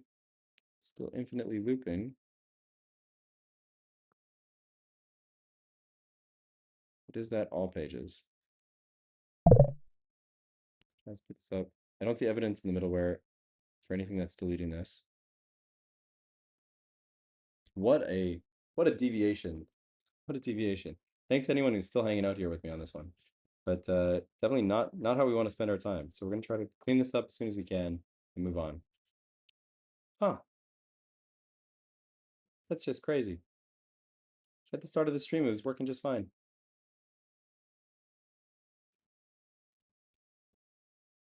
It's at an impasse here. So it could just be a delete node modules drop cache thing.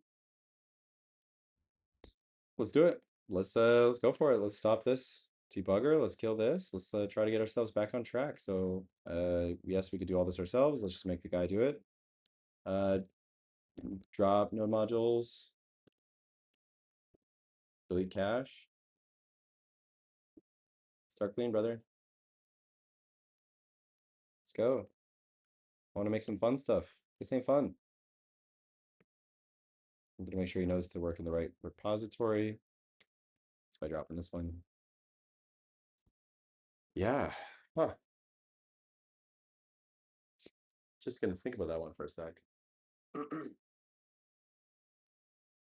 right. Leave it be. We're gonna take a peek at the code changes here. So we had it run in the background to fix some of our issues. Once it's up, go take a peek at the actual implementation. So 4 files, all changed. Spline utils. What'd you change here? Would love to see this side by side, but in fact, it's not. No breakpoints, thank you. Closing curve color, sure. We'll leave this be. Default spline is always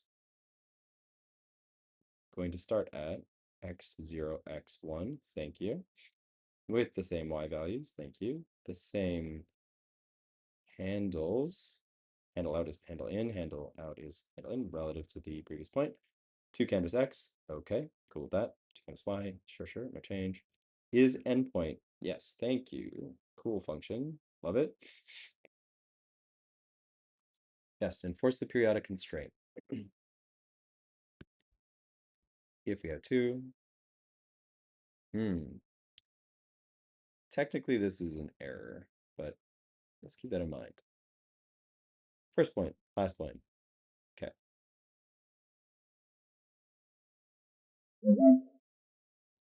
Interesting. Deconstructing, probably because this still keeps a reference. Last IDX, interesting choice. I accept it. The benefit here of doing it this way is it doesn't matter which one, shouldn't matter which one you're updating first. So if you're dragging first or dragging last, it should work in both cases. Enforce periodic constraint from last. This seems redundant. What are you doing? Okay, we'll take a look at that in a sec. It seems redundant. Seems very code smell. Remove point. Didn't you just make a function that checks if it's first or last point? Use the function. Is endpoint. What are you doing? You fool. All right. I mean, yeah, it's an index check, but come on. Index is called index. Length is called points.length. Oh, sorry, folks. I got a lot of lag on my side here. Definitely just running too much. All right. Yeah, it was, but that's okay. We'll let you do your thing. Let's take a peek. What's going on? Done refreshing. Go for it, man. PNPM I. Let's rebuild.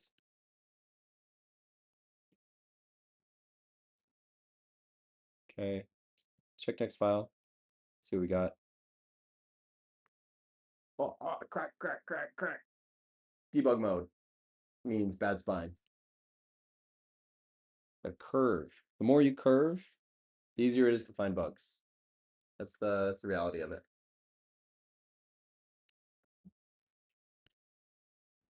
All right. Pattern editor. What did you change? Great. You said that you must have 2. Undo. Yeah. Don't like it we have a custom undo. We'll work on it.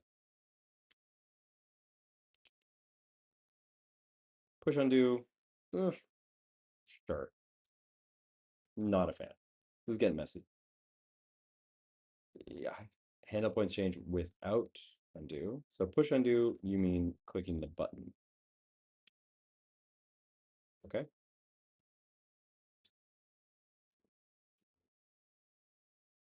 Mm-hmm. Implicitly has any. We'll leave it be for now. Should be string. Sure. Should be type error. Can't trust my IDE right now to tell me if these are real errors or fake errors. That's fine. Whoa. Yo, what's going on here?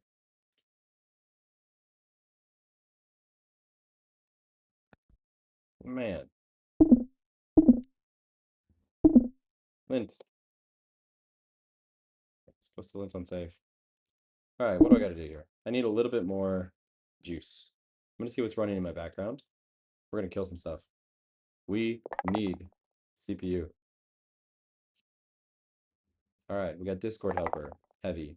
We got OBS, heavy. A finder, to kill finder. Docker, heavy. Oh no, I need everything that's running. Okay.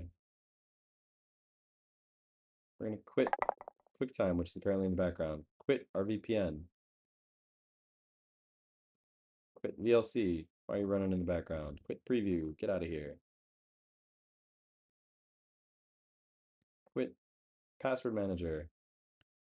Force quit. Get out of here. Quit everything. Quit activity monitor. Quit the calculator. That's the real thing that's bogging us down. Freeform's killing us, but we're gonna leave it open because we need it. Force quit. It's all gone. No, please, sir. Please. Let me run things. Let's check our vibe coder.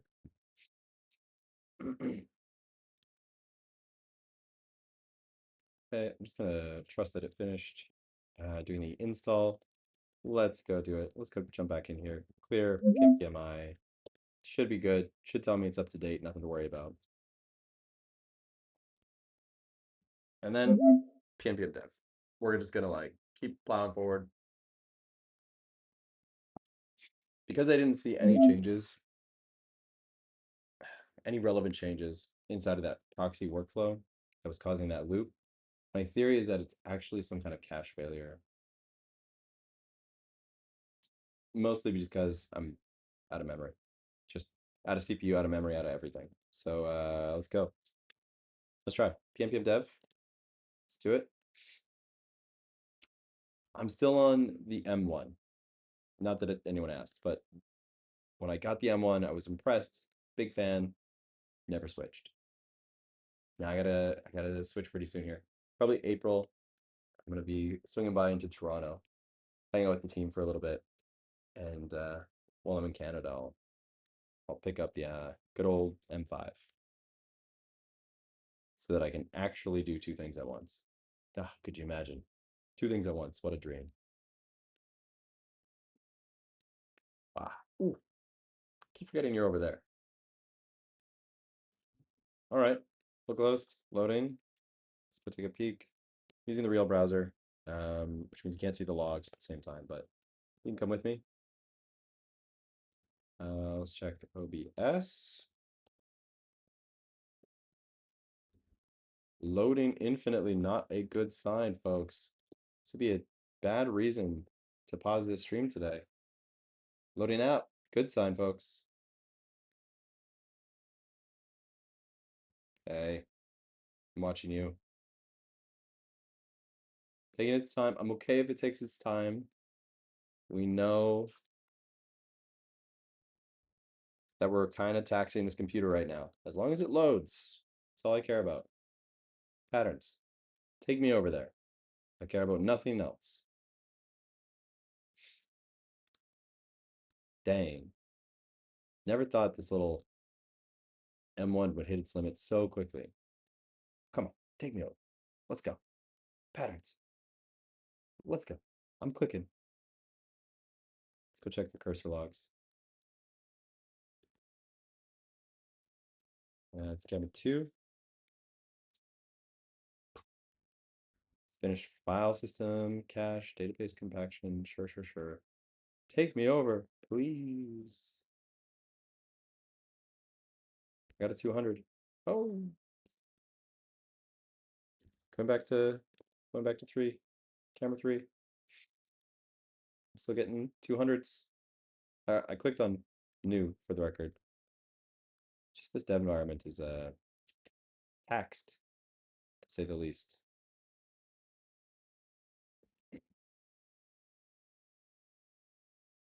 Come on, fella. Redirect. This is frustrating. What on earth is causing that? Let's go in and delete all of those auth checks. We're not going to do the not found. I think the not found is breaking us for some reason. So going in, gonna nuke it. We're just gonna return you should be on camera 2. We'll make sure. We're gonna return a div. Oh, something went wrong. Easy. That's all you had to do, fella. App awesome patterns new. Let's make sure there's no other not founds or returns here. There's one here. Yeah, definitely don't. We'll make it pretty later. I just want to get in.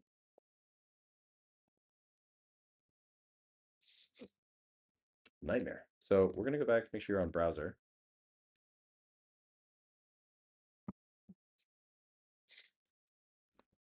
Huh? Check a little Discord. See if anyone's suffering with me here. All right, 3 lovely folks, all suffering together. Gosh, appreciate y'all. Nice to have you.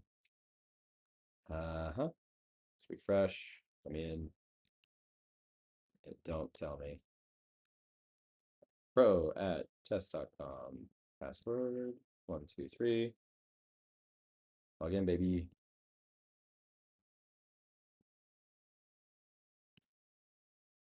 This whole part. I'm just gonna do it at like 10 times speed when I upload the YouTube video. Insane.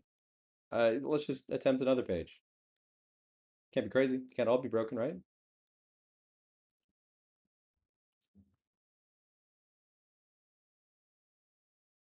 Get the sense that if authentication was broken, people would tell me, right? All right, pages work. I can click around. Stuff loads. Can access the database. So what's going on? When I do patterns, click on the patterns page. Does some loading. Cool. No results. Chill. Let's do a refresh. My authentication token's still there. Let's do a little investigation, a little inspect. All right. Little application, little local storage. Maybe it's some cookies. Let's hope it's some cookies. Look at this. Super base auth token. Base 64. Heyo, look at that. So, we have an auth token. No need to freak out, everyone. Everyone can calm down. Let's hit new. And it's working. Whoop. It's just those crazy not founds. I don't know what's going on there. I gotta go figure it out. Not too sure. Just not happening right now. All right, this bad boy. Linked. Cannot move it. X and Y. Love it. These guys. You can see it wiggling over there. Love it. Love to see it. This also wiggling. I do not want them to break. That's fine, but we are going to keep going. Look at this. Look at this cute little thing. It's a pattern. Got a pattern going. This is discontinuous. So we're going to take note of this. All right, going to make up some time here by... How can we make up time? AI. That sucks. Is what it is. We're going to make up time by pushing that AI as far as we can. So first things first, we do have a pattern on screen. I cannot control Z. Do I care? No, not MVP, not required. So let's in fact, in our to-do list here inside of cursor, let's say, let it kid and keep the context, keep it fast. Remove control Z. I'll tell you what, we can get a new context. Are you with me? We are on tab 2, camera 2. Let's do an OBS check. OBS. I'm not going to install this update right now. Thank you. Yeah. Remind me later. Thank you. Okay. Little TM. Love it. Here we go. We have a pattern that is being drawn right now. So in our freeform, before we optimize, before we make everything perfect, we have the ability to now move to awesome code and start shipping. So we're going to update this here. We're going to say that our top hat for dashboard pattern on screen, this task, we just like using color alone for an indicator. So we're going to change this to something else. We need like an MVP icon. Like it's MVP, duh. Like past tense. You've got an MVP version of it. I go, this little winter hat. It's chilly. Not quite ready, you know? Doesn't want to go outside, but it exists. Here we go. Right, database structure for saving. Let's attempt to save. Oh, we didn't try that together. Can you see freeform? You can't. So let's show you the hat that is here. So these are our blocks of work. This is our little hat indicating that something is MVP ready, and we can move on. We have our database structure. This was also concurrent, a concurrent bit of work. So the dashboard drawing thing, done. The database structure, let's go check. If I go to, that is tab 3, which should be Chrome, OBS check. Yep. If I save, okay, great. Failed to create pattern. What's up? We're gonna go into cursor, which is tab 2. Could not find the awesome pattern in the schema cache. Did you not create the migration I told you to create? Perhaps you did. Let's go take a peek. So many migrations. Yeah, right here, dude. So just apply it, you fool. I want to save some patterns. What are you doing this? Why are you doing this to me for? MPX, Superbase, DB, dash help. We all need some help sometimes. Get out of here. Yikes. Oh, my poor little M1. My poor little baby. Look at him suffering. Okay, DB. What was migrations up? But there's also migrations apply. I just gotta figure out which one it is. I don't want to do reset because honestly, I don't trust my computer can handle it right now. So migrations dash help. It's up or apply. Just gotta make sure I do it against the local. Push. Yeah, no. Push is the one that confuses. That one's remote only. Definitely not ready for that. Yeah, thank you. It's migrations up. Let's go.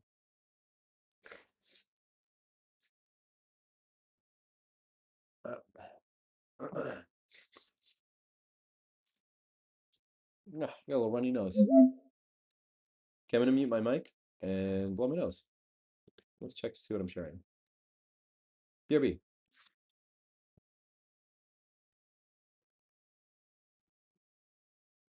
I forgot to mute in OBS, so everyone who's gonna watch on YouTube, sorry. Oh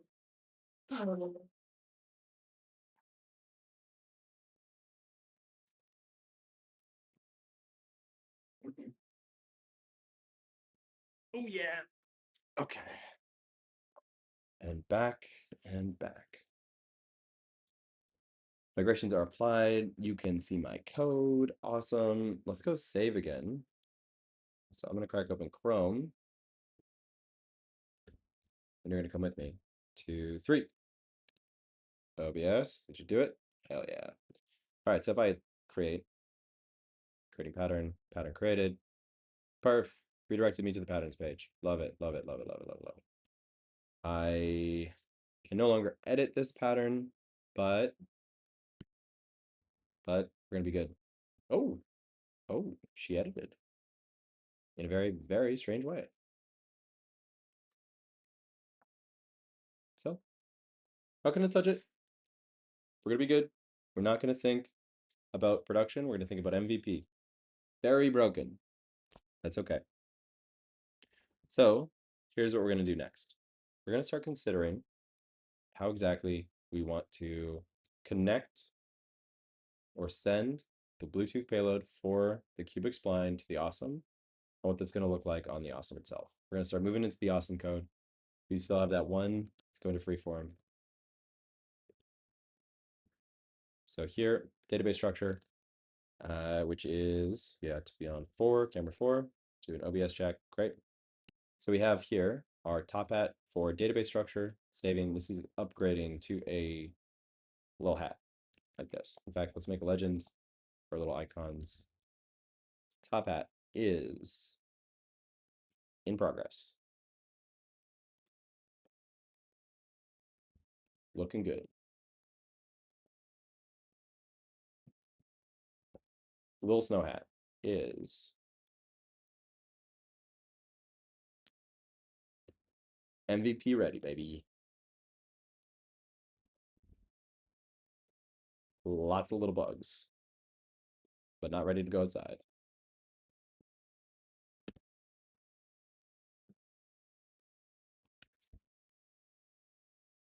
The rest we're going to make up as we go.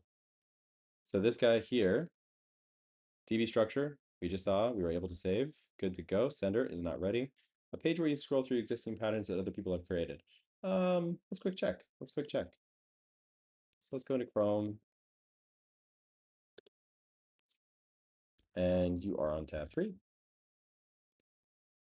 So if I go onto this patterns page, if I see that pattern there, we're going to make the assumption that these checks are broken, to be honest. But we're going to make the assumption that this means this is MVP ready. So coming back to option 4 here, says camera 4. That means this unicorn feature we got well enough.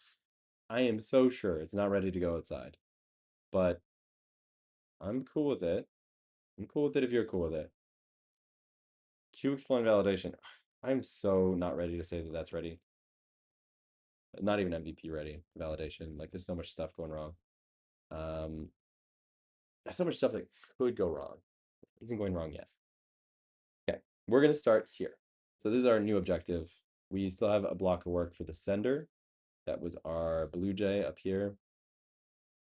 So this BLE utility on the dashboard that looks for an awesome connects to the awesome sends that command and the pattern details.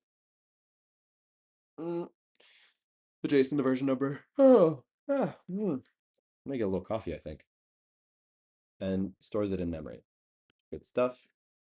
So this is going to be our next piece of work. It's block of work, literal block of work. But I'm going to order that coffee. Take a little bio break after we've solved that auth loop problem. Just need a little shake up here. So we're going to pause stream. I'll leave a note up on saying what is up. We're going to MVP pattern drawing. Let's make sure you see this. Yeah, you do. It is getting the coffee. Back. You cannot see my clock, but I'll say back in 15. You'll have to trust what I mean when I say that. but I mean in local time, 2:30. So it is going to get a little coffee. Next block of work. So the current state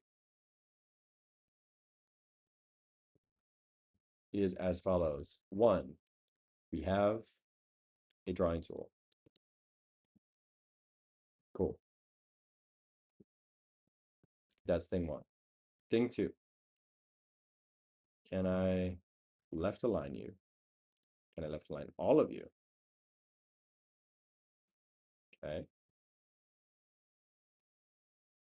We have a drawing tool.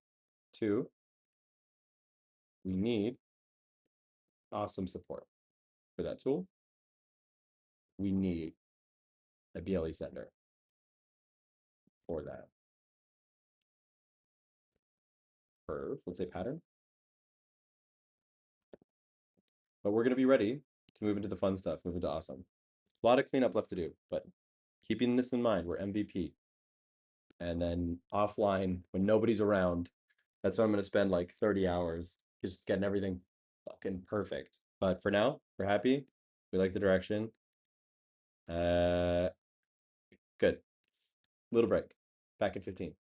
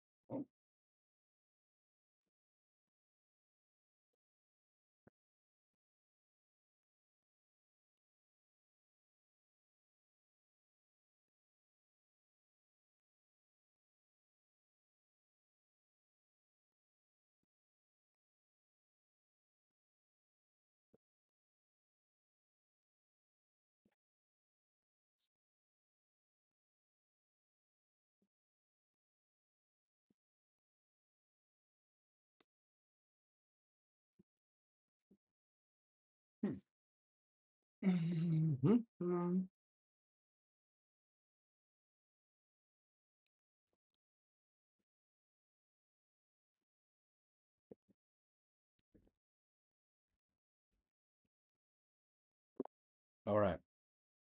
A little bit of bread. Got a coffee.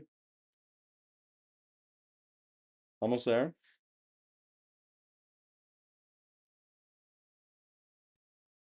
We're gonna keep working. Keep getting good stuff going. Just 2 more minutes.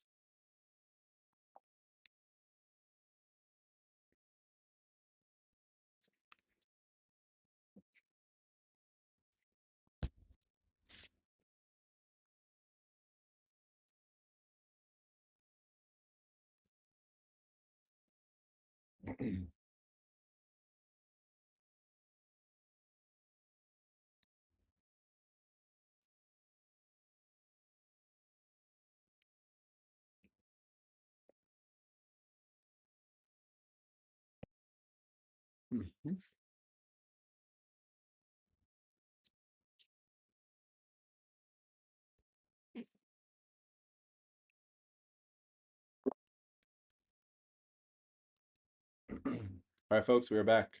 So we're gonna go back into planning mode here a little bit. We're gonna talk about the BLE system that exists on the OSSM. Some of its weaknesses, early growth state things, and current state, and how we're gonna connect to it on web Bluetooth, and why this will limit us a little bit by not permitting you to draw patterns on your phone. Not at least. Won't let you send patterns on your phone. I'll be more clear. You should potentially be able to draw them on your phone. Okay, so there will be changes in the OSSM we have to make. There will be changes in the BLE system we have to make. Let's understand them. Let's make sure we get it. So basically we have our dashboard. Let's get a little icon. Let's get some free space. Wait a second. Wait a second, Mr. Tim Cook. Freeform. I can't scroll further right. Are you telling me there's a limit? Oh my God. This requires immediate Googling. Can can I make a freeform canvas bigger? This is crazy.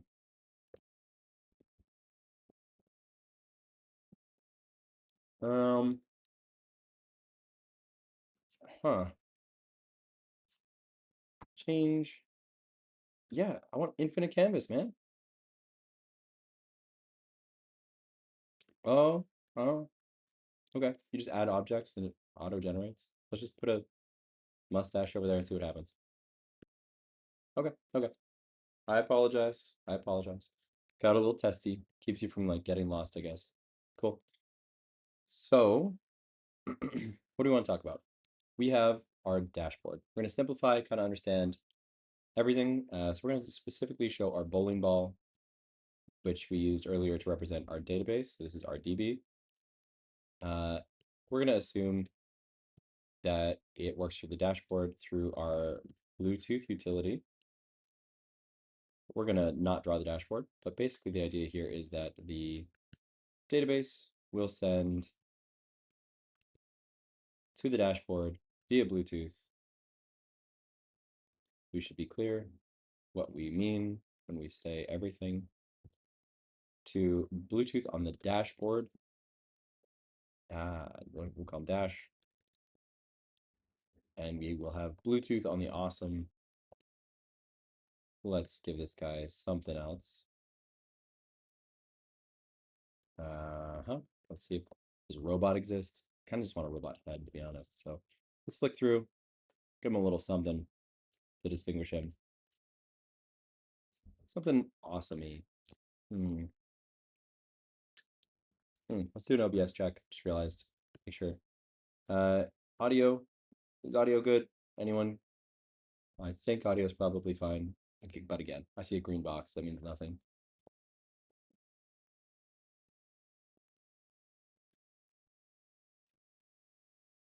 Oh, you hero. Thank you, Gork. Appreciate you. The awesome also has to run Bluetooth. Right, OBS check. I forgot. Good to go. Test, test. Everything's awesome there. This, I love making little icons. Big fan of it. We're just gonna go crown. Keep it simple. Give the bird a hat. This we will call, let's go, obviously gold. So the dashboard will then send a payload via Bluetooth to the awesome. There will not be communication back. It will be one directional. And then the awesome itself, which, hey, what do we got? Kind of like it to be something fun.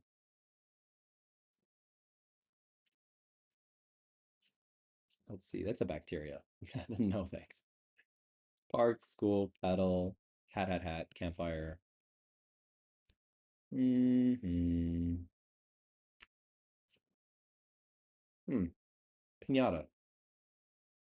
Doesn't have much to do with the awesome, but stands out to me. We're gonna keep the theme going. Awesome stuff as the crown. There we go. So the awesome Bluetooth will receive, and then we're gonna have to have what our friend Asleep called, I think quite appropriately, the what'd you call it there, Mr. Asleep? Coming back to this earlier conversation, which unfortunately Discord did not hear, but is recorded and you'll find it on YouTube later when I uploaded it. He stated that the name for this should be motion planning. I think that was the phrasing he used. Yeah, a motion planning system. That's precisely what I have in mind. I strongly align with these statements from Asleep. We're going to have a motion planning system on the awesome. That's our little pinata over here, this guy. So motion planner. Cool. Good. Let's understand our payloads and how we're doing this communication. First things first, the payload is going to be these properties in JSON format. So it's going to be name, which is string. Let's go left, aligned. Type string. Description, optional type string. I prefer to have a description. The cubic spline, which we could just call spline, which is strictly required type array. You could tell I'm a TypeScript native, so I'm spending a lot of time writing types in TypeScript style. But certainly this is just for us. There will not be any TypeScript in the Bluetooth receiver on the awesome. Okay. Type array, where we have, yeah, our classic X number, Y number. and our handle information, which I'm just going to write down as handles. Little pseudocode is fine. We want lowercase, lowercase, up to 100 of these points should be acceptable over Bluetooth. If it's not, we'll have to be a little bit more considerate. We will attempt. We're going to push it. We're going to try. I think this is everything we care about. Ah, right. I did want to send a version as well. This is not included yet, but we want to be able to save this information and allow you to update it. There should be a version of this so that if the user on dashboard changes their pattern, you can get an update, get a little bit of info. That does imply, damn, that does imply we need one more item, just an ID. So I could do a quick check, like if you're online, I check. Got to keep myself a little bit more MVP minded. I'm thinking too production ready, but it's okay for now. Biggest thing is how big of a payload can I send you via Bluetooth? On this side, so the communication pattern, the protocol, I dislike sending things in binary over Bluetooth. So I probably am going to send it UTF-8, like text encoded. And then I'm probably going to do, yeah, so not binary encoded. That's a standard. I'm probably not going to do it. And then I'm probably going to here use the classic Arduino JSON library, V7 library, to parse. Yeah. Now, quick design thing. On the OSSM, I made a choice early on that I don't know how much I love, but we're going to try it out. We might change. So the standard approach inside of Bluetooth design, if you look at a lot of devices, Lovett's devices, for instance, is that you will, in general, have an RX and a TX. Let me get my terminology right. I don't know how much education I should do on this, so I'm just gonna like give you the brief. Let me go one level higher. What the hell is Bluetooth? How did the universe start? Okay, I said I was gonna keep it brief and I went way too deep immediately. So not what the hell is Bluetooth? How is BLE working on the OSSM? Let's keep it just enough to be useful, not enough to teach us everything. So on the OSSM itself, if you were to go to the docs, in fact, I'll provide you a direct link right now. Let's go to Chrome. You'll find that I've written up a good little README on this. Let's go tab 3. You should be here with me in Chrome. Wonderful. So on docs.researchanddesire.com, if you go open source X machine software, you can find, let's go look for it. Let's go look for Bluetooth communication protocol. Okay, here it is. Ah, that's the one for radar. That's all right. Let's go do the same thing, but for this, under software, BLE protocol for communication. Wonderful. Here's the brief. So we host service UUIDs. In this case, we have one service UUID, and each service UUID can broadcast characteristics. If you don't know, that is the standard of Bluetooth. That is what Bluetooth does. I should look up in the history why they chose to do it that way. It seems to me potentially counterintuitive, which, if I'm being honest, every time in my career when I found something counterintuitive, it's either a genius doing some security or authentication setup, or it's something dumb. So I think the chance is, because you can have private secure Bluetooth connections, I think the chance that this is one of the first cases, it's high, that it's some kind of like separation so you can have authentication. It's very high, but I still need to do more research on this. So generally, you have services that you broadcast information about. You can then connect to one of those services. We don't do authentication, but sometimes things like your iPhone, when you're sharing photos via whatever it's called, forget the iPhone for a sec. Sometimes when you're pairing headphones to your phone, it'll say like confirm that this is the ID that you see. Or if you're joining a car, like jumping on the Bluetooth for a car, it'll say this is the number you should see on your phone, 1, 2, 3, 4, 5, 6. Do you see that? This is that, as far as I understand it. And then underneath the service, you can have a bunch of characteristics. Each characteristic can share whatever information you want, can receive whatever information you want, depending on how you set it up. There's 4 different ways you can set up each characteristic to be read, to be write, to be read and write, to be notify. You can do combinations of these. Read and write, I believe, is an independent combination. Fact check me. And the very standard thing that people do, devices do, that Lovens does, is you'll have one service UUID and 2 characteristics, TX, RX, where one of those receives commands, the other one tells you the status or lets you read data. So you could be like, get position. And then you go read I might mix these up. I think it's RX. Let's go check. We have Google right here. TX versus RX. RX versus TX. On BLE. It's probably right there, but that's okay. Let's just go. Okay, the TX is the transmitter and the RX is the receiver channel. So the implication here is that the standard that we see in the wild is RX receives information from those connected to it. There's terminology I'm going to avoid called host. Forget that for now. But RX channel underneath the service receives information. The TX channel allows you to read the information. That's what I'm reading here, so we can align in those two. That is not what we do on the OSSM. On the OSSM, when I designed the Bluetooth protocol, I made a bunch of different characteristics. One that's generally configurable, like allows you to do a bunch of things, send a bunch of different commands, and a few that are more purpose-driven, more specific. So like this one, which allows you to set specifically the speed knob configuration. It's like a Boolean set channel or characteristic all for itself. Now, why did I choose to do differently?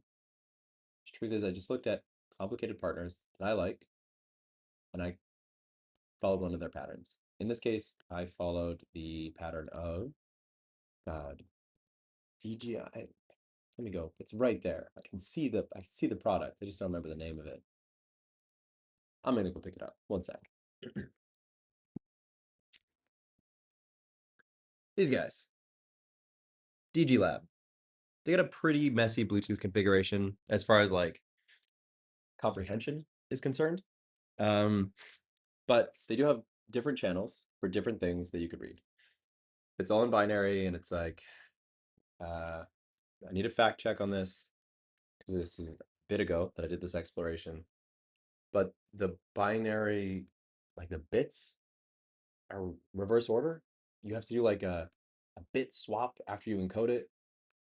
And the information I was reading at the time for how they were doing their characteristics is that it was originally in Chinese characters.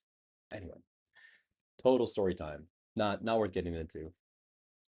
Matters is I liked that it was clean, that it was separate. I want to read the shock power. I just go to the shock power characteristic. I want to send a shock signal. I just post to the shock power or shock characteristic. You know, that's what we did. Not sure if I'm married to it, but that's what we're working with. So we're gonna continue with that.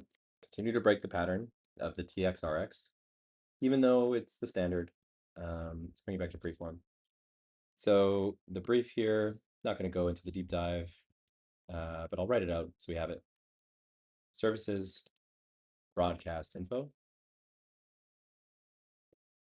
and gatekeep connections. Okay. Right now we've disabled some security procedures on the OSSM. So if you connect, we permit you to connect without doing a two-way sync. That's fine. It's a risk that we are aware of. Just a little tricky to solve, given how connectable we want this machine to be. Okay, so the characteristics run under a service and let you send or receive data.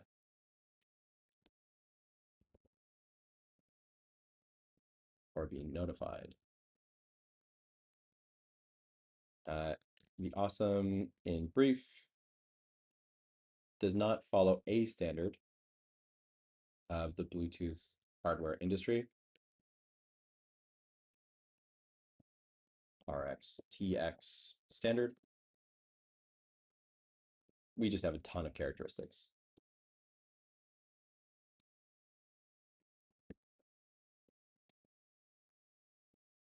Okay, I'm going to put in that link to the docs here just so you can take a look at it later. But this is the link. No, what are you pasting? Paste the URL. You fool. Did you try to paste the entire website? Crazy, dude. What? What? Look. No, don't do that. I want to edit this text. I want to paste the URL. Man. Man, oh man, Tim Cook. Man, oh man, what are you doing to me?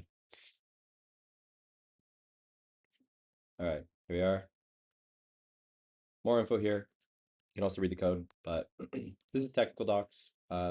Definitely not the easiest one to click through if you don't know technical stuff. Cool.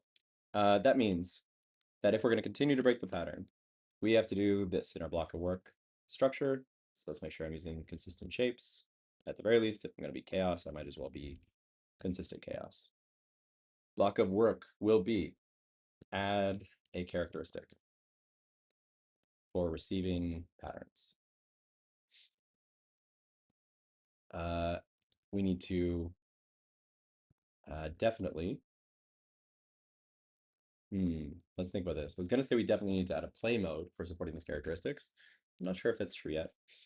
Definitely we need to add a characteristic for receiving patterns because we're not following this RxTX. We're following a different non-standard approach that has negative memory implications, but looks kind of clean. We'll see, we'll see, we'll see. Haven't decided. I say I haven't decided, but it's heavily in production, so I've decided.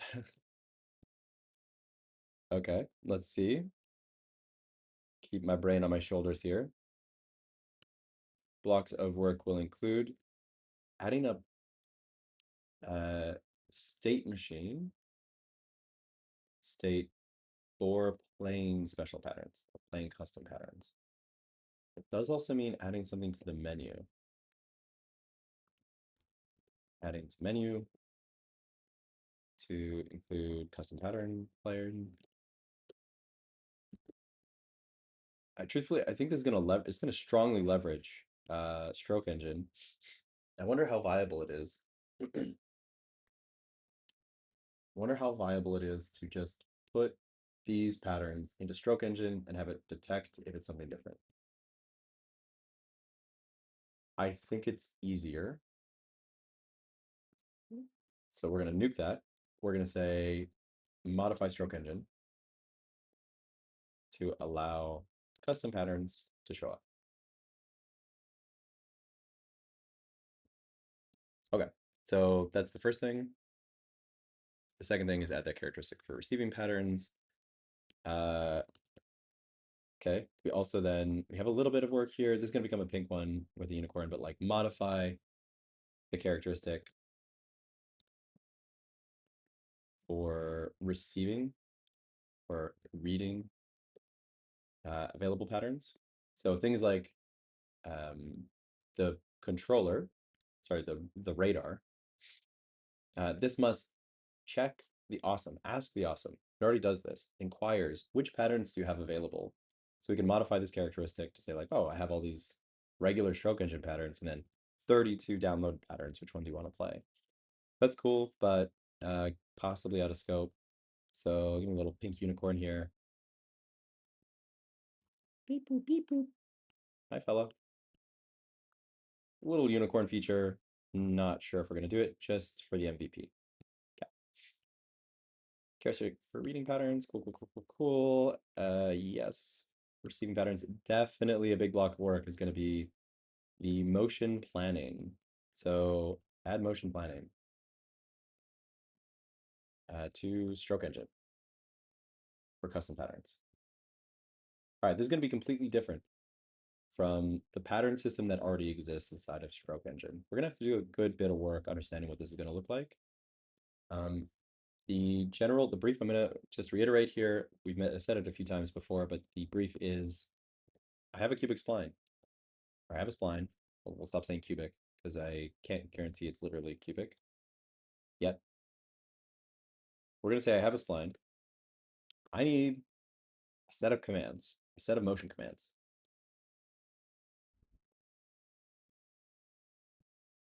that I send to the stepper.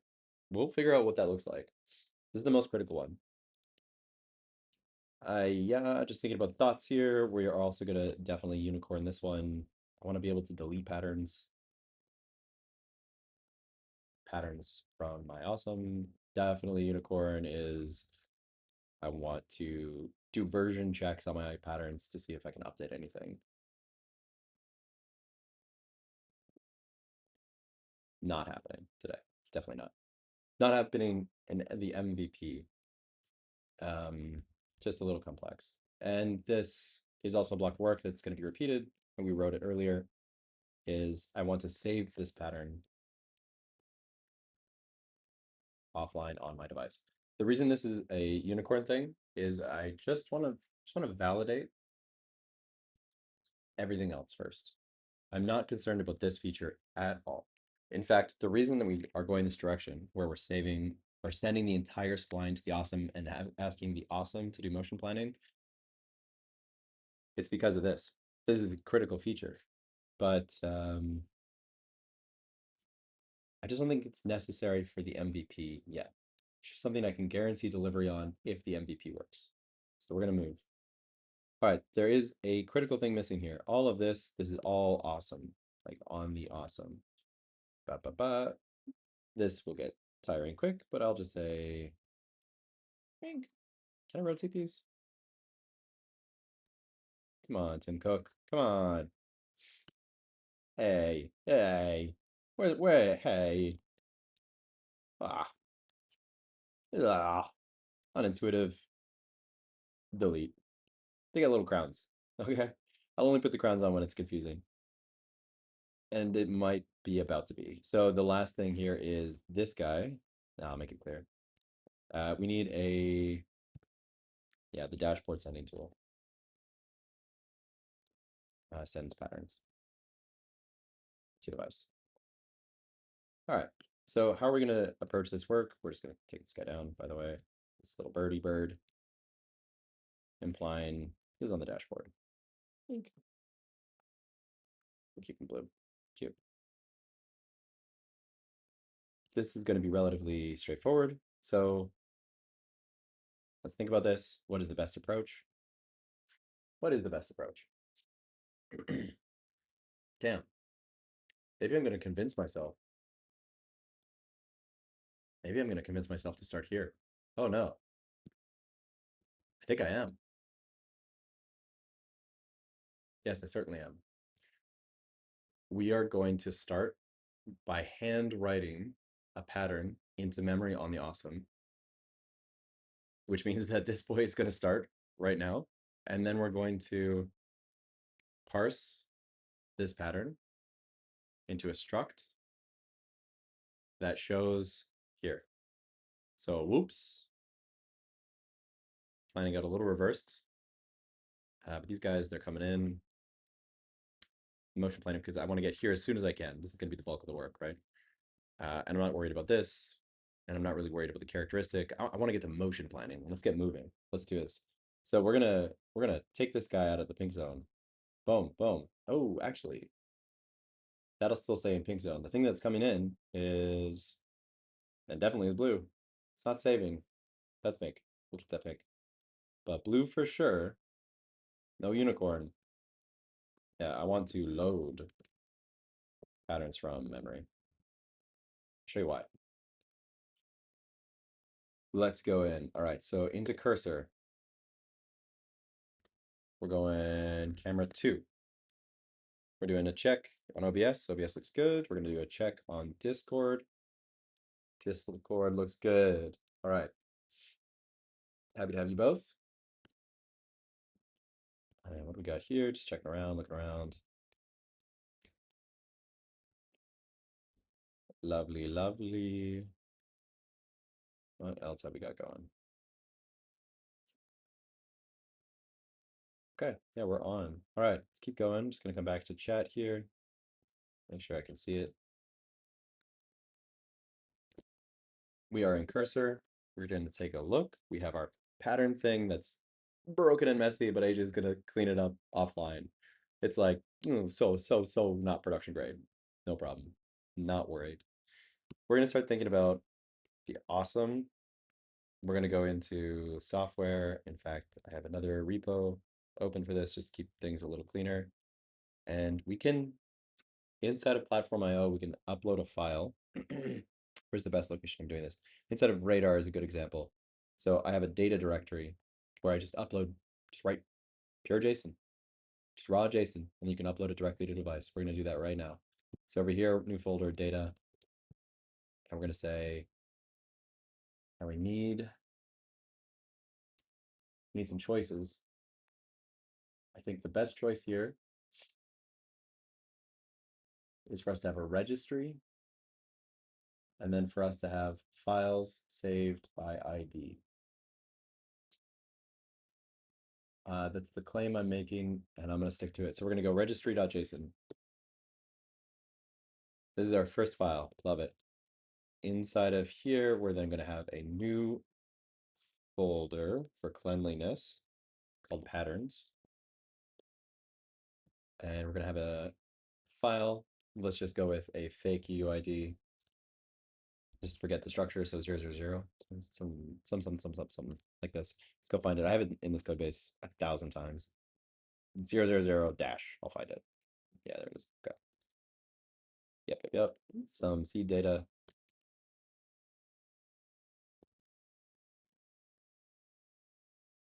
Okay, registry patterns. First pattern is going to be called .json. Yeah, okay, 000 whatever .json. Why are we doing this? Well, we want in our registry. Okay. Got to remind myself of this appropriate syntax for an array. Does it need to be in external curly braces? The answer is yes. What is going to be the best thing? I want to have a list of all the names and their path. But I want to permit things to have the same name. I definitely don't want to be policing that. The ID will be, of course, unique. So, thinking it through. What have I got for you? Let's go with just some raw structure here. So I want definitely an array. So names, who knows? We'll fix that for sure. I'm not too sure what this should be called, but names here is going to be an array of now I'm hating my choices all over again. Okay. What am I doing here? If I order it by ID, then I can do name.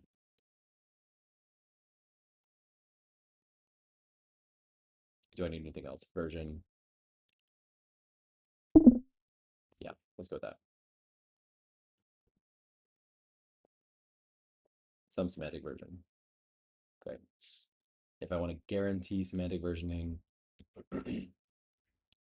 God, do I need to even do semantic versioning? Don't think about it. Okay, we're going to add a second one here. So name, test pattern, just shows up on a list. Pattern, great. We don't want to load every pattern into memory. That's very, very large, very dense. So we don't want to read this file and be exhausted by it. We want to keep it as light as possible. You know, the ID will be the path, so we don't need to save that information. We don't actually need the version. Do we need the version in this file? Anything that needs to be shown on the list needs to be in this file. It's what it comes down to.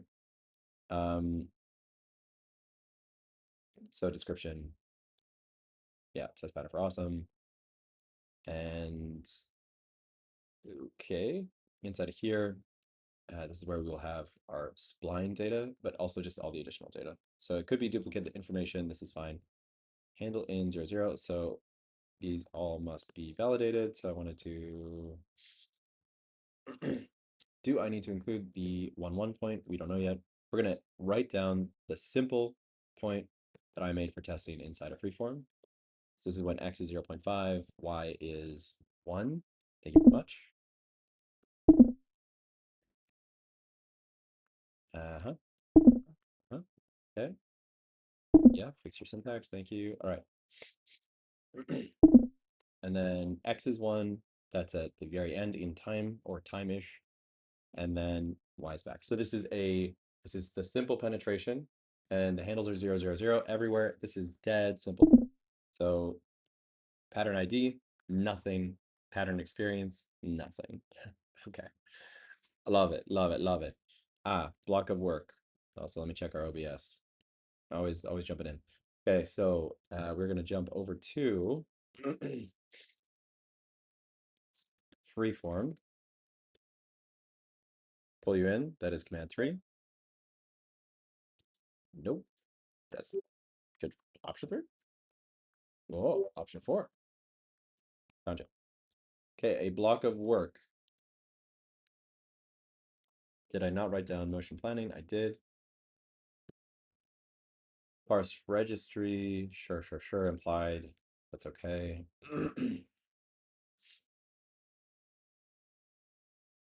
We're good. Yeah, nothing to worry about here.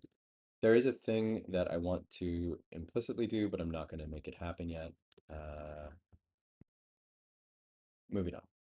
Don't want to ramble too much. Okay, let's add one more identical construction.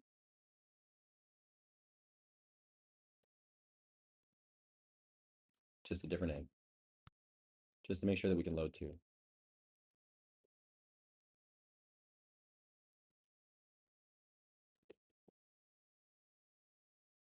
Version 0. Beauty. Beauty. 20% battery on camera 1. I'm gonna go plug it in. Be right back.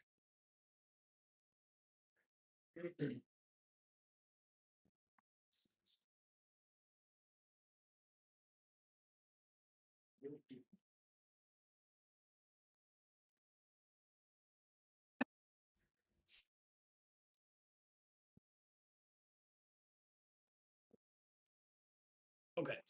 So,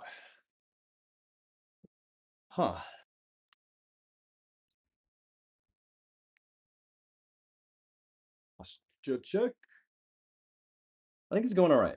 And I really appreciate everyone who's in this chat right now. I know that folks got to come in and come out. It's a long thing, right? Just doing my job. And yeah, it's just very meaningful that people are making the time, coming around, being here, wasting their day with me. It's cool, man. It's really cool. So thank you. Let's see where we get. It's also actually kind of motivating. When you're working alone, it's easy to just like, I don't know. Like, it's certainly not demotivation, but it's like it's easy to get lost in the weeds a little bit too much. That's probably more accurate. So not demotivated by a problem, but distracted away from a problem, or more motivated to solve something else. But if I switch gears right now, it's just going to be frustrating for everyone. If I optimize too early, which maybe I might choose to do because I can foresee that this will work eventually, then I spend a little too much time in one place rather than just trying to make a good show. It's a good way to develop. I think I'm going to do it. It does feel insane talking to myself out loud the entire time. So I'll figure that out. But I kind of don't mind it either. Helps with the planning, you know? Oh, crack.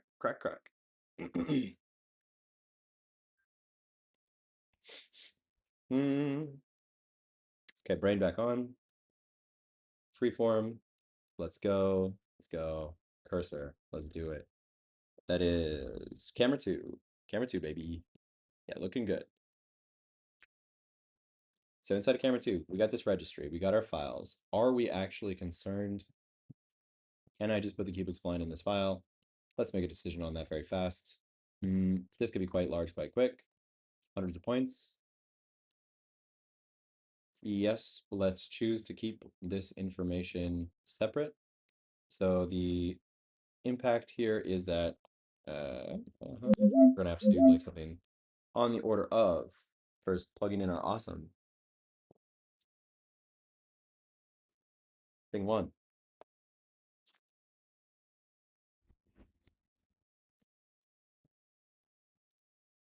Oh yeah, baby.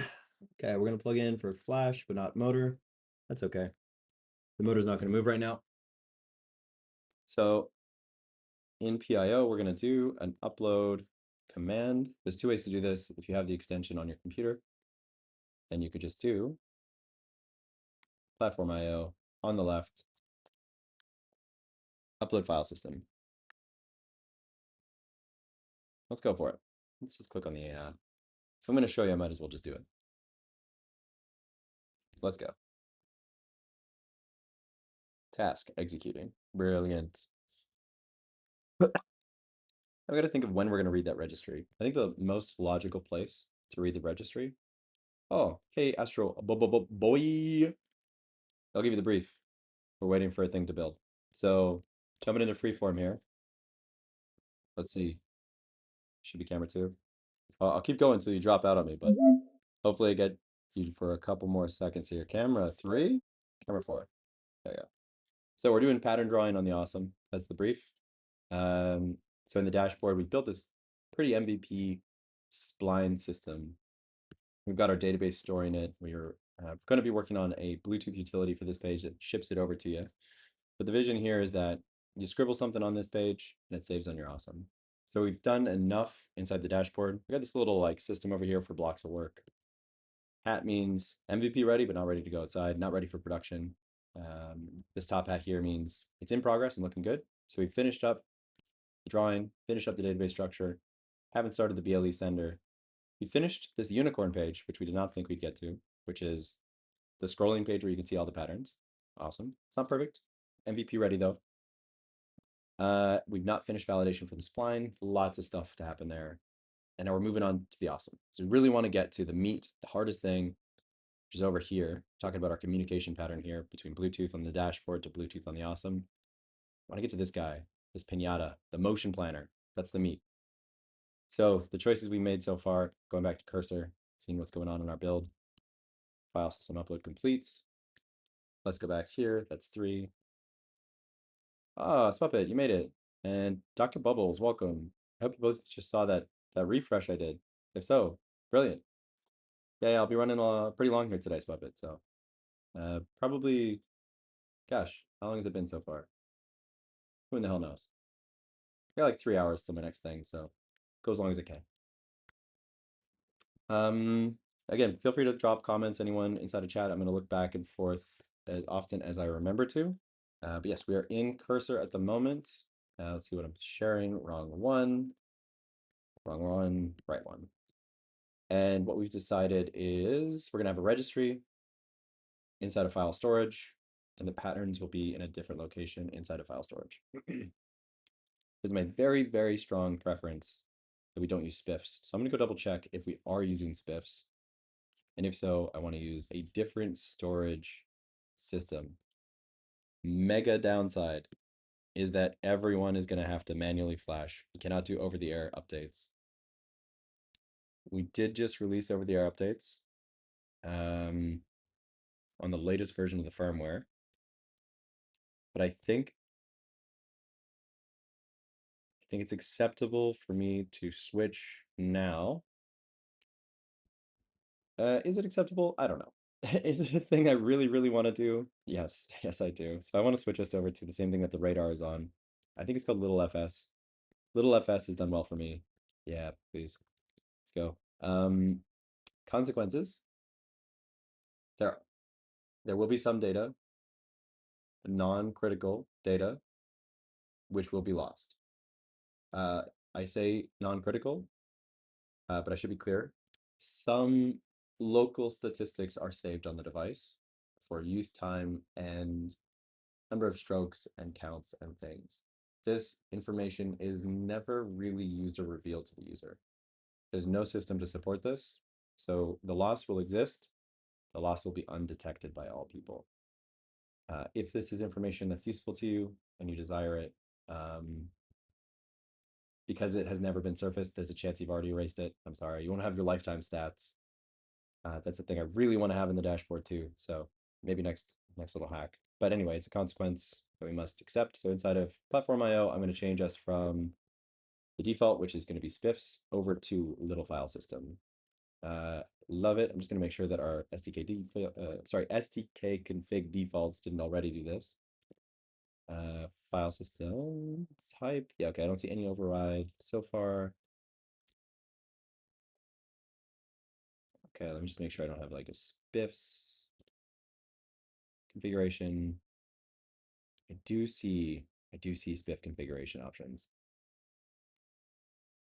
But I want to switch to little file system. So let's go check to make sure that I'm not going to be shooting myself in the foot by having the SDK config.defaults as well as the platform IO config line for using little file system. So we're going to do PIO run t menu config.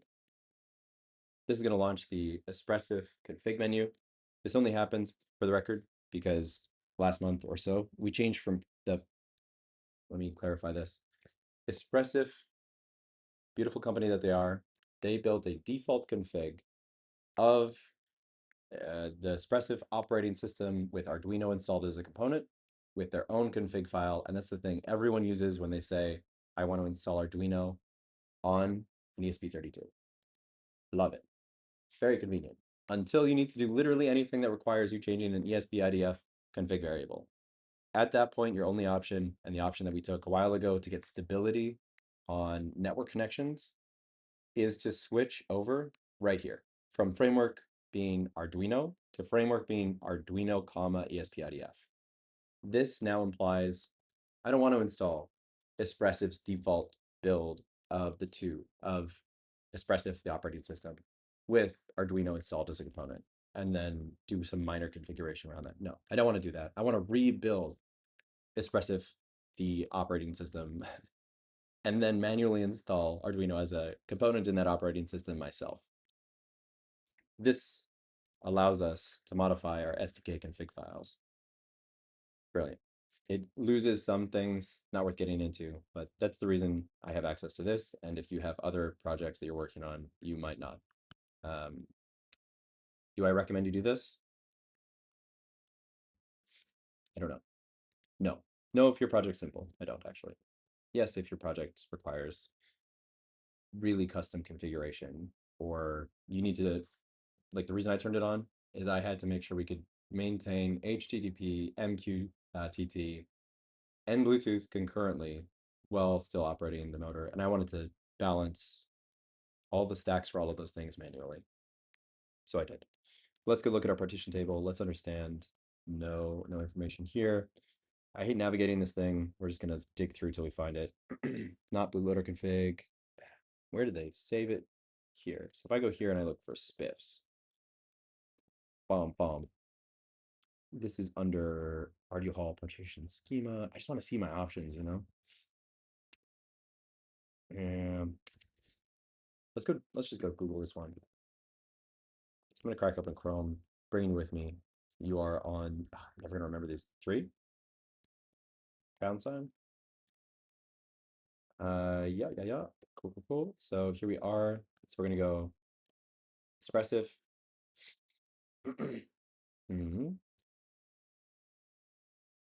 Yeah, menu config, switch to little fs. Hope it's simple. Don't want to break things. Yes, installed and configured. Okay.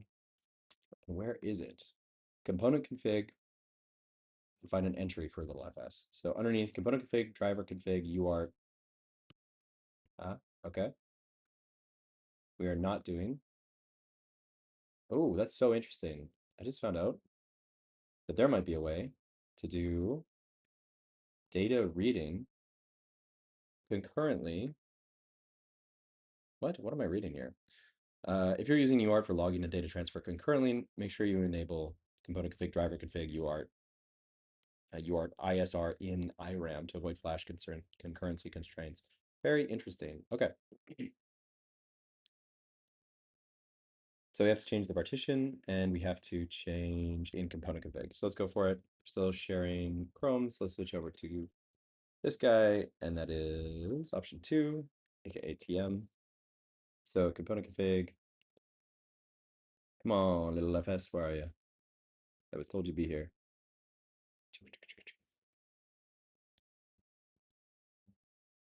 Oh, posture. Crack, crack, crack. Suppliant, no, thank you. Not right, not right. Okay. A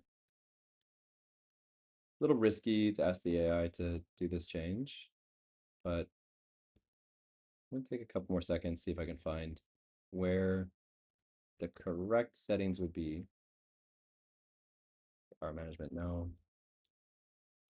Serial flash config, no. Compatibility options is no. Okay, let's go check one more time what some other AI told me. So it said under partition table. That's interesting. Let's go check. Let's go check.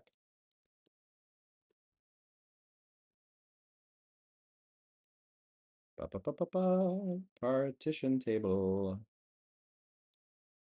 Oof. Open SSL, thread, blah, blah, blah, blah, blah. Yeah, just driving through these things is crazy. Where is it? Okay. We're calling in the good Lord. Calling in the AI to help us set this and make the switch. So we're gonna ask it just to keep us MVP'd. Hey, please switch me over from spiffs to little file system. Read the web, read the expressive docs, and platform IO.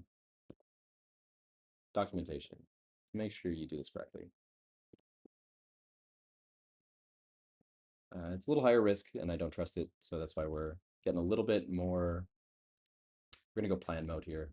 Let it go in, let it explore, let it read, and we're gonna start considering how we're gonna do the next thing. So inside of little file system, where are we going to be reading our data? That's question number 2. So let's set this as our goal. Let's set this as a goal inside of freeform. Okay. I think I know the answer, but I just want to share it with you and make sure that I am doing all this stuff, planning together. Freeform, come on over. There you are. Gonna do a quick OBS check. Make sure it's not crashing like it did yesterday. Looks good, looks good. We're at 2 hours and 27 minutes. Not bad, folks. Okay, when and where are we reading? So we are on this one. I want to load patterns from memory. This is top hat stuff. We are in progress. Hat, there we go. Okay, top hat. We chose yellow. Yellow it is. Right. This should occur. Either this occurs on load when the device boots, or it occurs during stroke engine entry. I think it should occur on load. So during device boot, we should check, go into the memory, see what's there, pull it up, and then find some way to add it into stroke engine as a pattern option. Occurs on load and extends. Yeah, basically we're just going to read, so on load, we will read registry.json and trust that everything inside of registry.json exists inside of patterns. Should be the case. We're not going to do too much error checking on this. So perfect. Let's do this. Back to cursor. That is option 2. Sharing the right thing, double checking. Perfect. Camera one's still working. We are not freezing over there anymore. Maybe we froze a couple of times. I'll check later. Let's go check Discord. How we all doing? Couple folks hanging out. You're all very welcome.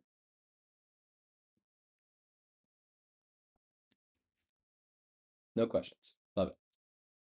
All right, we move, we move.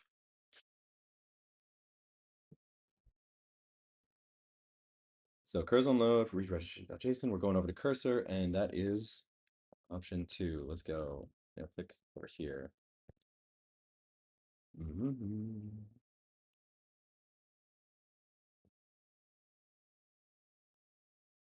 Okay, just reading through here what it's proposing. So we already set little file system. My only risk, there's no spiffs read at all. Wow, okay. That's good to know. All for SDK config files. Okay. Little spiffs, updates. Sure, sure, sure. I mean, I don't need you to rename the file.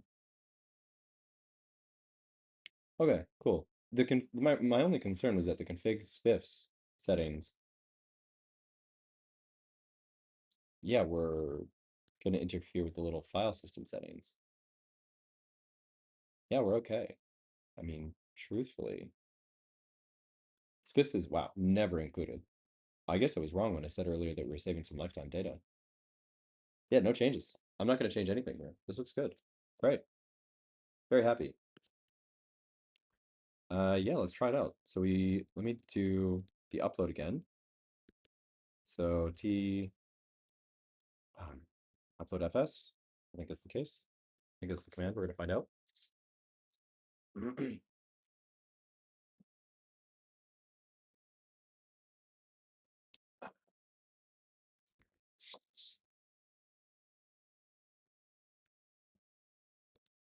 Okay. Error adding files. Unable to open. Interesting. What happened? Is it that I've opened it and therefore you're afraid of opening it? What's going on? Or perhaps the title is too long. We'll just attempt again. And then we will attempt identically, but with an erase flash in advance. Error adding content from patterns. Interesting, interesting, interesting. Why is this? Why is this occurring? What is up? What's going on there? Oh, are we out of? No. Sorry, I have this thing. I installed this application to help me read Excel spreadsheets in here, but tell you what, it's pretty annoying. Changes all my CSVs. How much spiffs space is this?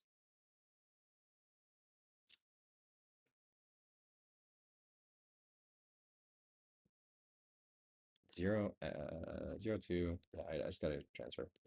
Okay, how much memory is this? Let's go. If it's on the order of kilobytes, it should be fine. That's kilobytes, dude. That's fine. That's very fine. What's going on? All right. Cannot open, unable to open file from patterns. Is it location? Is it JSON validation? Not JSON validation. Uh-huh. Uh-huh. Okay, registry gets uploaded. Okay, let's ask this fellow. What's up here?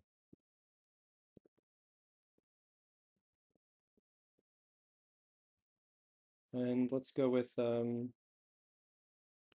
erase flash.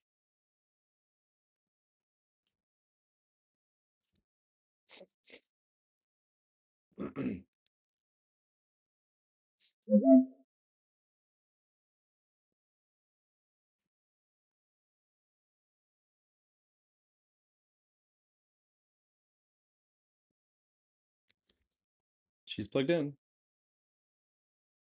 Oh, the camera's doing that thing again, eh? I can hear it. Sneaky. In the background, I can hear it disconnecting, going blurry. All right, you've erased. It's not a permission to upload issue. It's can't create the file because the path. Yes, okay, because the path exceeds the configurable name length. Okay, so no problem. We just can't use UUID. We're gonna have to use an ID or a unique identifier. It just won't be that one. Hmm. What is the max length? Yeah. You can increase your name length. Yeah, you should just use shorter names. Okay, so we'll do the shorter names approach. Um, what is a min length short name? I don't know. 6 alphanumeric. Risk of collision moderate. I mean, let's just figure it out. How many? Yeah, what's the ID pattern for YouTube videos? 11 character strings, alphanumeric, hyphens, underscores. 73 quintillion unique combos. Cool. Sick. Okay, so we're just gonna do that. We'll just make these names turn into, so it's 11 characters, A, B, C, D, A, B, C, D. 1, 2, 3. Let's just check. We need 11, 8, 9, 10, 11. Okay. Let's, for our memory, also just include the other permitted characters. So ABC underscore ABC dash 1 to 3. And that is 11. Why am I double checking this? I don't know. It's the dumbest things will drive you crazy. All right, good. In fact, I'm going to change the numbers to 000 so that we can do a little bit more testing still. Rename. If it works for YouTube, it works for us. We are not going to have YouTube levels of patterns. Well, I certainly hope we do, but we won't today. That's for sure. Okay. Updating the registry to now include ABC underscore ABC dash 001, etc. We will switch these IDs to become alphanumeric and follow that same pattern later. Let's attempt to upload again.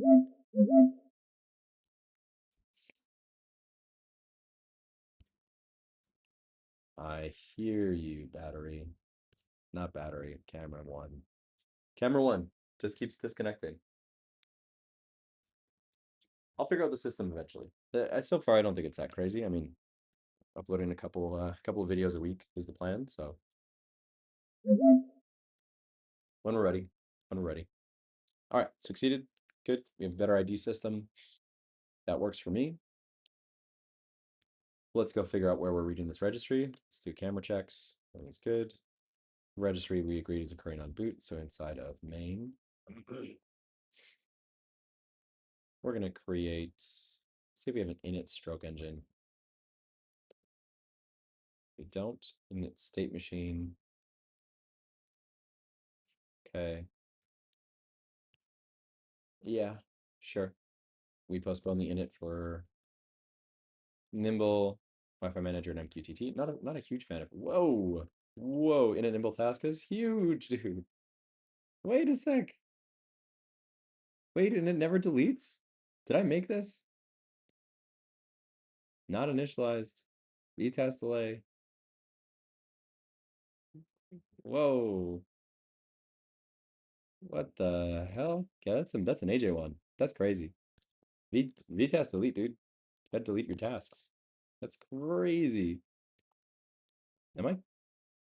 We're gonna find out if that breaks things. But that's bonkers. 32 times the minimum stack size locked up the entire time the machine is in operation. I must be missing something. LFG. Moving on. Okay, we create an awesome instance. We need the state machine. Uh-huh. change some things around, and that's okay. We should probably clean this up a little bit. That's all right. Yep. Chill, chill. There's a few things I'd like to change about this. I'm going to avoid that. I believe, oddly, the stroke engine initialization might occur when OSSM is initialized, which should not be the case, but is. When actually is stroke engine initialized? When is the stepper initialized? Because the stepper, I recall, is shared between the two. Okay.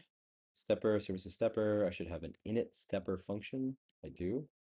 Init stepper is called when the board is initialized. Okay, understood. So inside of init board, I could also init stepper. Or I could init the memory. Let's do that. Init file system, and we will pull out, like read what we need to. Okay, let's make a little new service here. Call it, who knows, memory. Not a folder, just a file.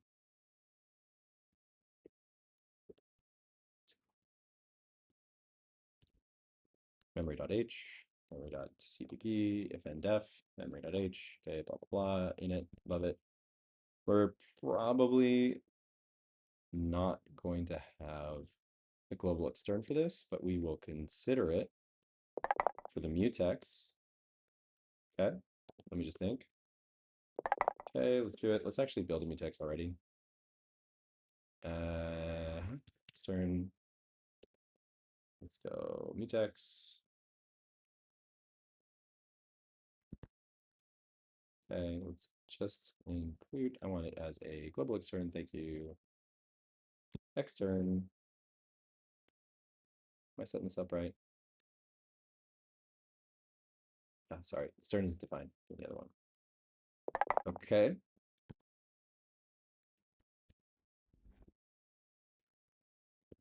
Just go check. Want to make sure we're aligning with the display mutex. Don't want to introduce a second pattern.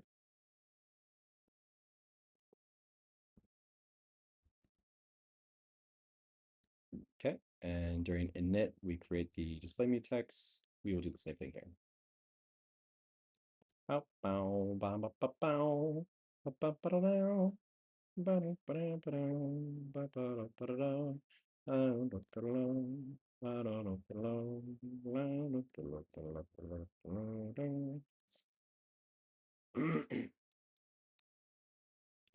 great.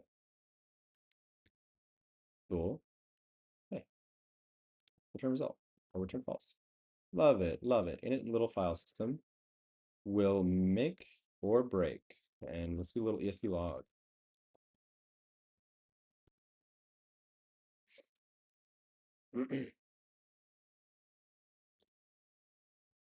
Okay, works for me. Little Discord check. Looking good. Init file system, come in. Now, when we init file system, this is where we want to now pull the patterns. We should determine, we want to pull the registry. We should determine where this lives. For now, I'm just going to keep it inside the memory. So we're going to say, let's build a little struct. Let's go struct here. Struct for registry.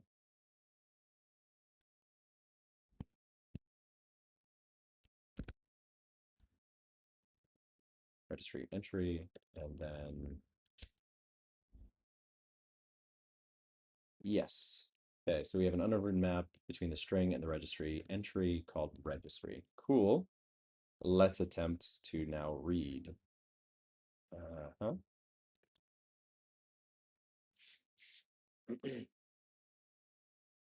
I definitely need to keep the mutex for myself. Thank you. Okay. Close, read string, close. I would love to have. Oh, yeah, shit. Unordered map or JSON document. Definitely JSON document. My bad. My bad, folks. We want to do the JSON document for the registry. This is going to be a kind of persistent thing. It's just like a little bit easier to work with. Unordered map, better performance-wise. Not actually so confident that JSON document is bad performance. It is heavier. That's clear. Okay, let's go. Have our JSON string. We'll do deserialize. Yep, let's. Oh. Okay, no instance match the overload. Yeah, what's going on here, folks? String is defined elsewhere. So string, JSON string. Okay, checking it out. Registry. Yeah, you're going to be fine. Failed to parse JSON. Parse successfully. Let's go. Good error. Good log. Let's check it out. Let's see if that runs. Let's see if we get. Is our log level set correctly for development? We'll find out. PIO run. LFG. What do I got? Drank my coffee. Drank my waters. Coke Zero.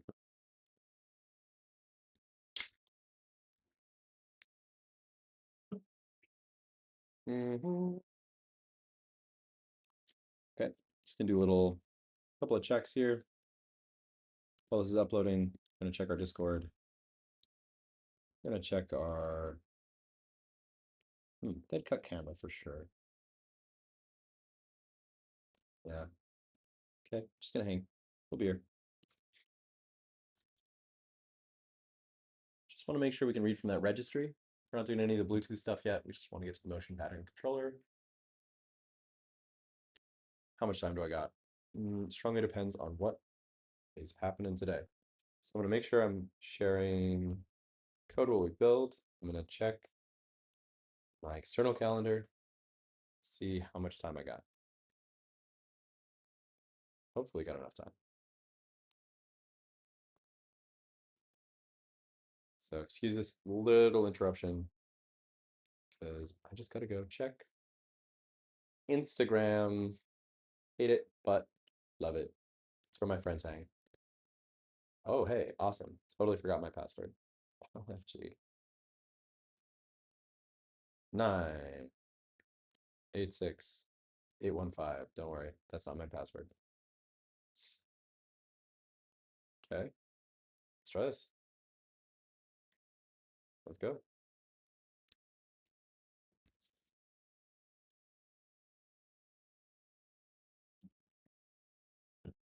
Yes, save info. Thank you. Just triple checking everything, seeing who's doing what. Huh. This ain't me. Wrong one. There we go.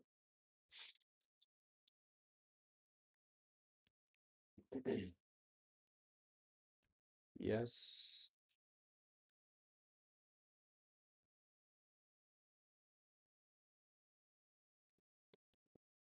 Sorry, folks, just catching up here.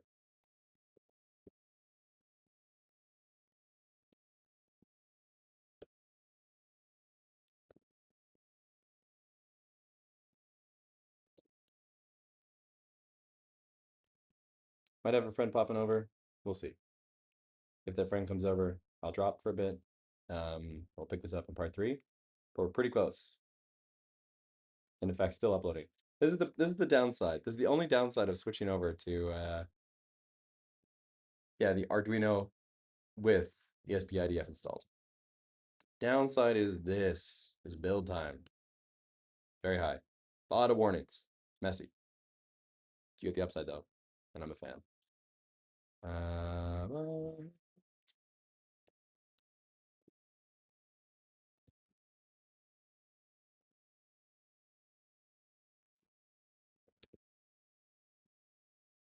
Thanks, folks, for the patience while we wait for this upload.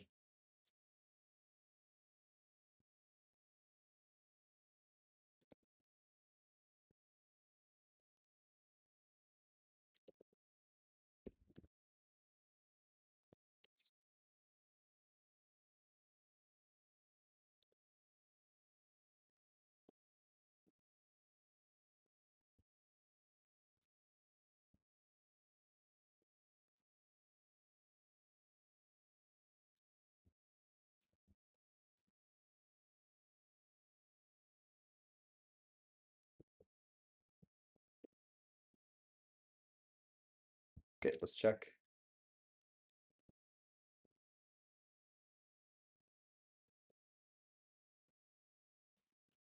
Closing.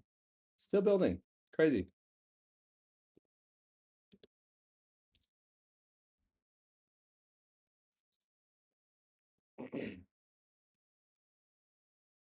So the way this works is the first build will take a long time.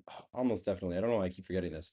The reason it's building so long is just the stream, like exclusively the stream. Just consumes a lot of CPU to constantly be, I'm assuming, wirely receiving the data.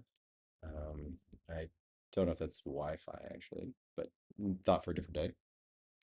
Recording, saving, pushing, all this. Just too much decoding in all places. Encoding, decoding, baby. Wow.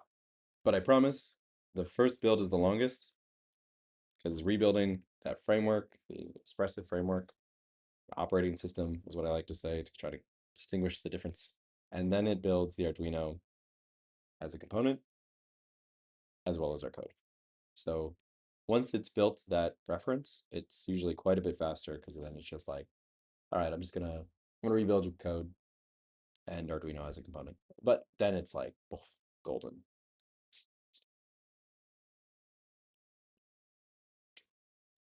Mom, Pablo Escobar. Okay, so let's go check it out. We can think here. While this is loading, we don't have to be just staring at our computers. So, we need to be considering how Stroke Engine is going to list this amongst the patterns, or how the UI state for Stroke Engine will list this amongst the patterns. What is up? What occurred? Undefined reference to little file system mutex. Did I not initialize it? Oh, let's jump across. My bad. Seems I might have been a fool.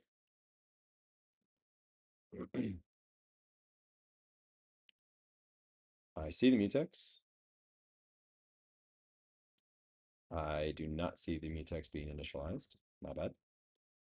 So we're going to go here, copy this out, go into memory, CPP. Uh-huh. Yep. Thank you. Little file system. Failed to create. True false. Okay. There we go. We're creating this and in function. So yeah, the definition is defined elsewhere. Let's make sure. I dearly hope that the build is quicker this time because we already did the larger build and did not change the config files. And so it should just quickly get to this error / linking stage very quickly. Such is the life of firmware development. Okay, taking a quick peek here, look around.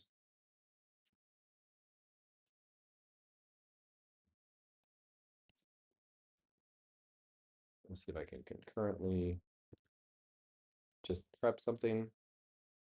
Your boy hasn't had lunch, so he's trying to see if that can happen. Okay. Undefined reference to init little fs. What? Oh, in function. Okay, we're just going to do this because I need to order lunch / figure out what's going on there. So please fix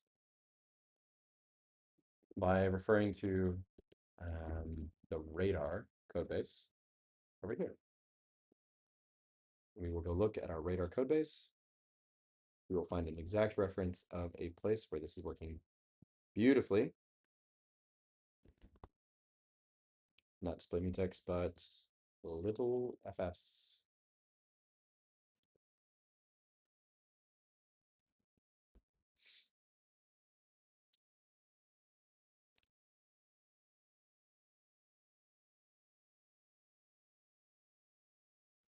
Okay. Make it like that. Nice. but there's no memory chip. Some radars, more recent radars, have an additional memory chip for external storage. Very early ones do not. This is noteworthy, but we're not dealing with radar today. That's it. Okay, I'm just going to parallel here and see if I can figure out lunch while this guy fixes things. All right, wrong one.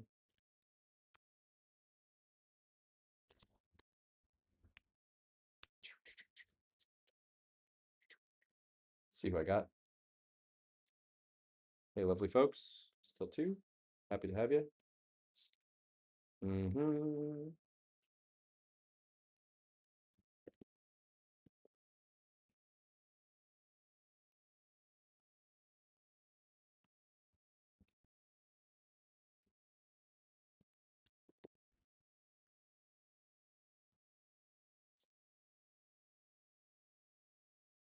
Hey, Puppet. I see you typing there just while I'm multitasking for food, but feel free. I'll hang out with you.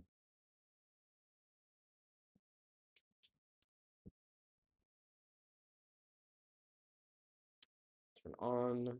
Thank you. Okay, we're going to switch. Sorry, I'm just multitasking, but I'm used to speaking out loud now for every single action. See if we can switch accounts.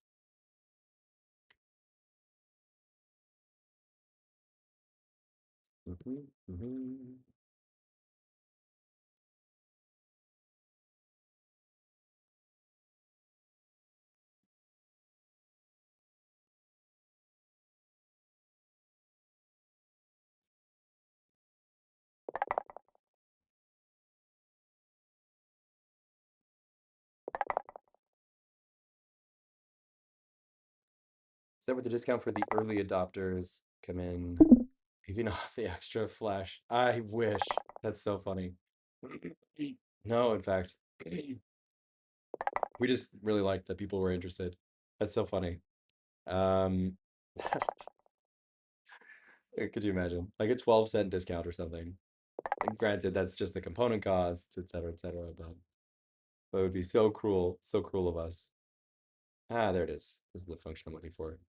I'm running in Safari in the background here and trying to, because I haven't chosen to share Safari, but I have chosen to share Chrome. So every Chrome instance I open, you can like judge what I'm eating. Not that you would, but if I do it in Safari, you can't see it. It's nothing crazy. I'm just clicking through.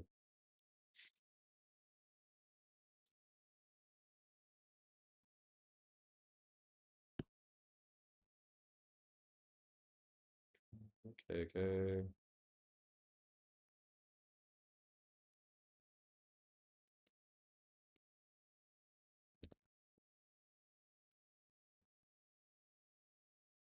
Just figuring out lunch here. Thank you so much. Thank you.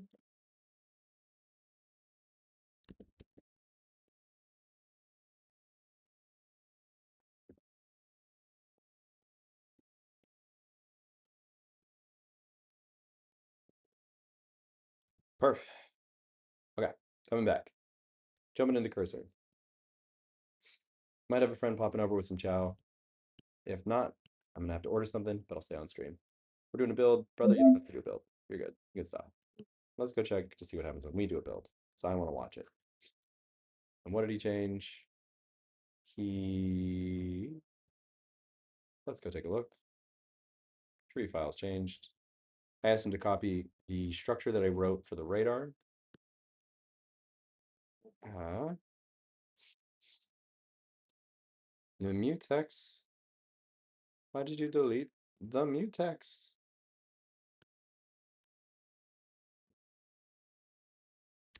Fella, where's my mutex? What did I do in the radar that didn't require a mutex? That's crazy. Huh. Did I just not need it because let's go find all my mutex definitions. Crazy.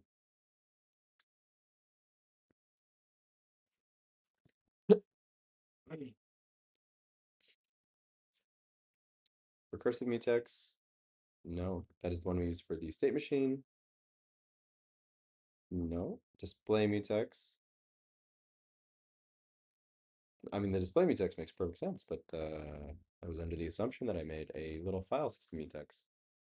Interesting. I wonder if,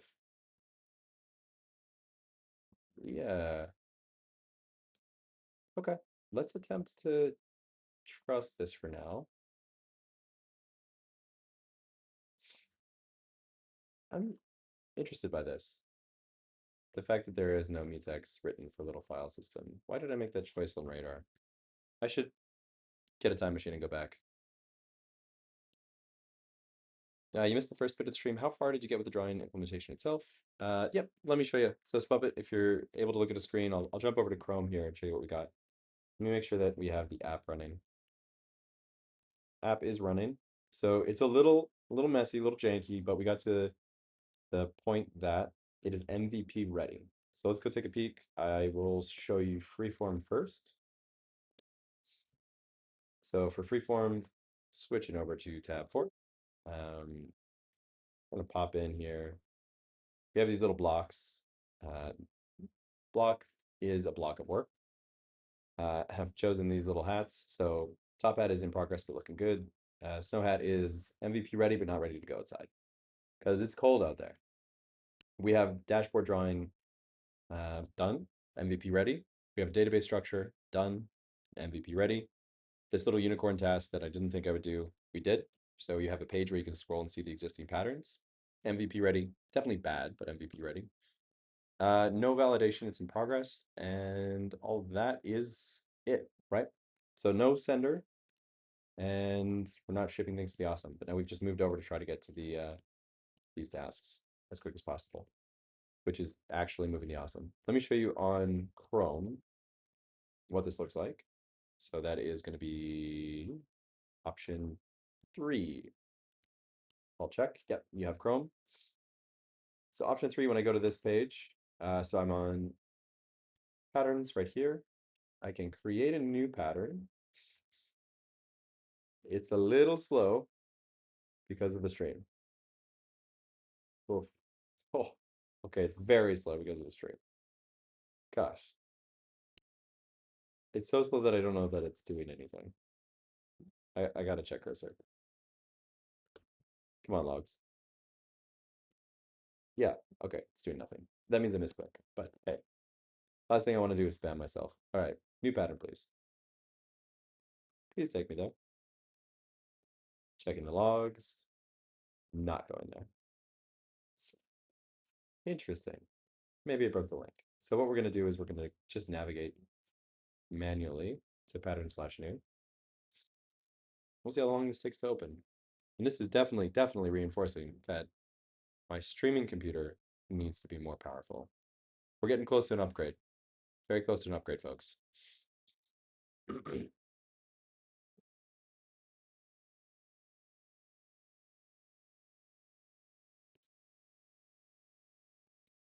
I mean, take your time, machine. Take your time. What's going on here?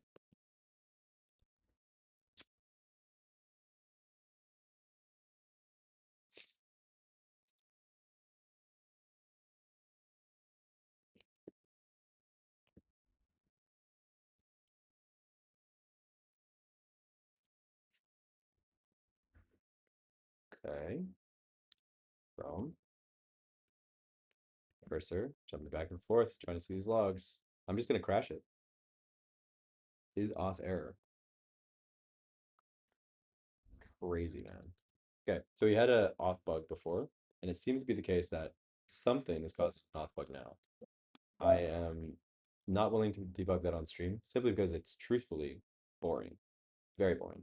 So I'm just going to restart the server, hope for the best. Yeah, crazy. What? It's just this page too, which is mind-boggling.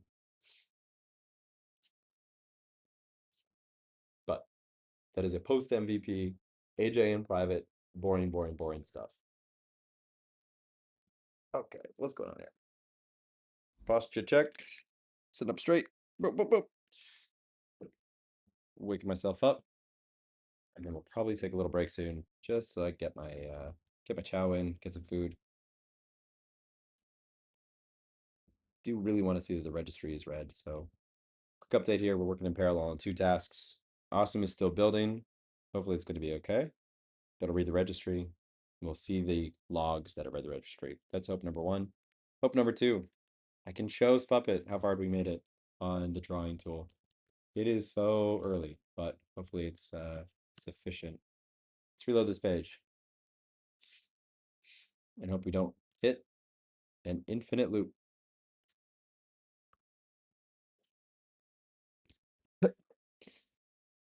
404. Sir, don't throw a 404. Come on. App. We're confirming the page exists, that I didn't like do an accidental nuclear bomb thing. No, it's right there. And why? Why on earth are you throwing a 404? There should be no not found. We're going to double check. Not found is not called. Don't know what's going on. We're going to clear your cache, man. I don't trust you. We had this command in there prior. Simple. The not found command. Very, very, very, very simple. But I don't trust that it's not deleted. I'm gonna nuke as much as I can about Next.js here. We're gonna rebuild that page. I'll give you the demo. It's always demos. Demos always fail. Let's work on our second parallel task here. Just jump back. Yeah, we're compiling. So looks like those changes did require a full rebuild. Either that or again, it's just stream delay.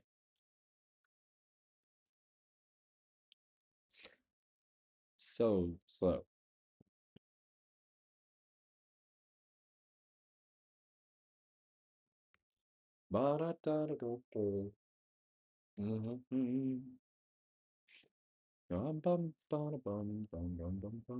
Yeah, certainly true. Oh, shoot, I'm on Chrome. You can't see anything.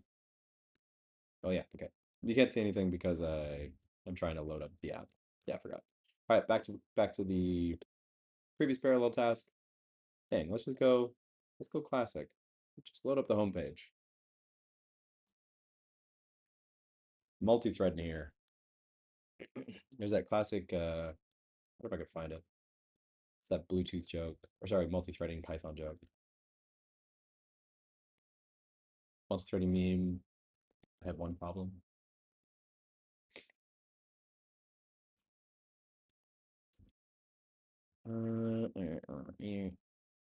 Totally don't see it.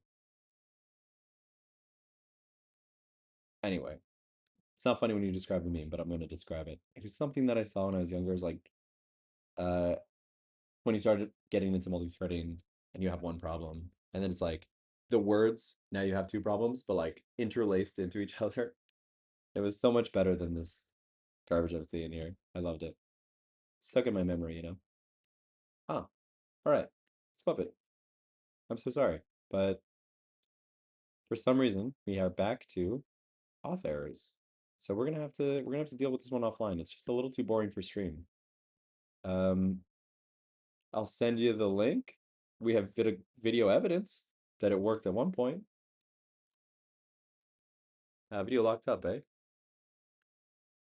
Yeah, possible. I currently see the video working, so hopefully you see it too. Hey, we got something. Yeah, I'm gonna consider an upgrade. Let's go pro@test.com. Password 123. Ooh, pro@test.com. Password 123. Damn. I'll get you something.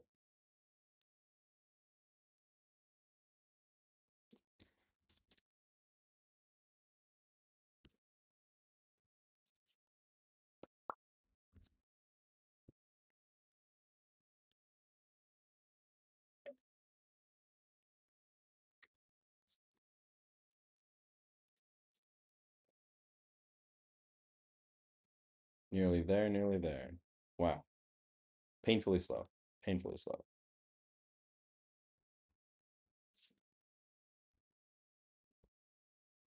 All right. Yeah, writing file system cache. All right, how we doing over here? Wow. Wow. This hurts. This hurts. I don't know if it's more of an ego hit or just yeah, just surprising. We're gonna be chatting with my team today to see if we're ready for an upgrade on this computer. I think it is. I think we're ready. If I'm gonna be streaming more, I should be able to actually show you something. That's my theory. For the record, I'll show you what I was looking at there. Sorry. Yeah. So you should be on cursor now. Still building the awesome. Still building the awesome. And here, when I look at the radar, still doing system cache stuff and compiling app. Crazy how slow this is. I constantly, without stream on, I'm developing multiple things at once. Let's go check out our Chrome. Oh, still loading. Infinite frustration. I'm gonna leave this running, and this is gonna be the boring part of the stream because I need to know how long this is actually taking on this machine in these contexts. So let's try to do something a little bit more fun in the meantime. Can't show you. We made it okay. We made it pretty far. We got to the stage where you could draw a pattern, save a pattern, and that's about it. You could look at other patterns as well, click into them. We don't have the ability to send, and there's a lot of bugs. That's what you need to know. You've seen it. I think I'm gonna apologize. I don't think it's happening right now. Just performance anxiety, let's call it that, from my machine. All right, let's take a quick peek. I'm gonna crash this, try to give a little bit more love to the awesome, because I'd like to end knowing that I fixed the registry read. And then I'm gonna get some lunch. But we're still building. Dear oh dear. Here's some more juice for you, kid. Build faster.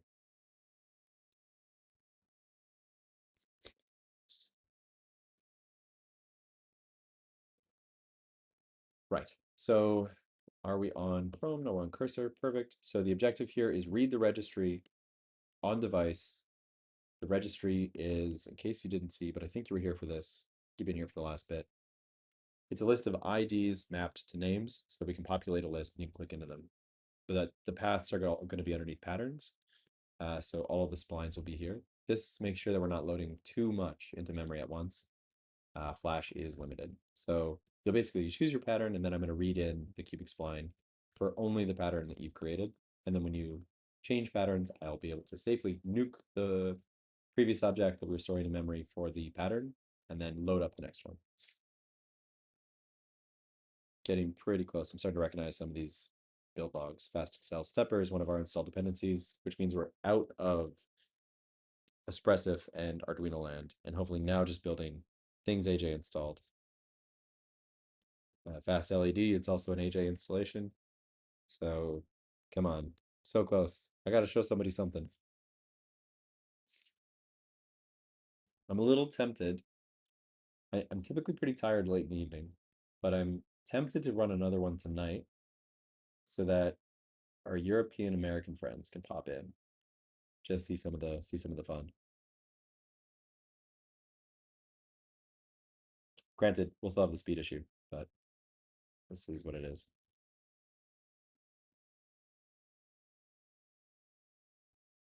Okay, okay.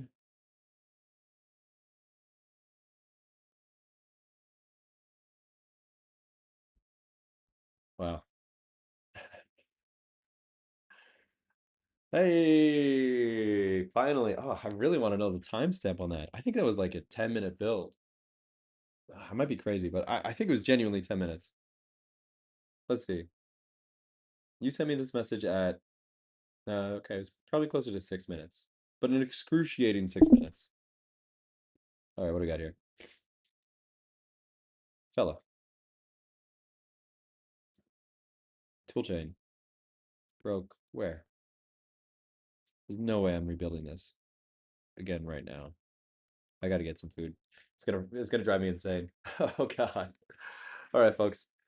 Uh, the vid did not recover after the build. Okay, let me turn off my camera and back on. All right, how's that? Can you see me? Let me know there's Puppet. I did a refresh, but if it didn't, I'll refresh in OBS as well. In fact, I'll just go do that now. Let's go to OBS, stop virtual camera, start virtual camera, and go. How's that? Good, bad?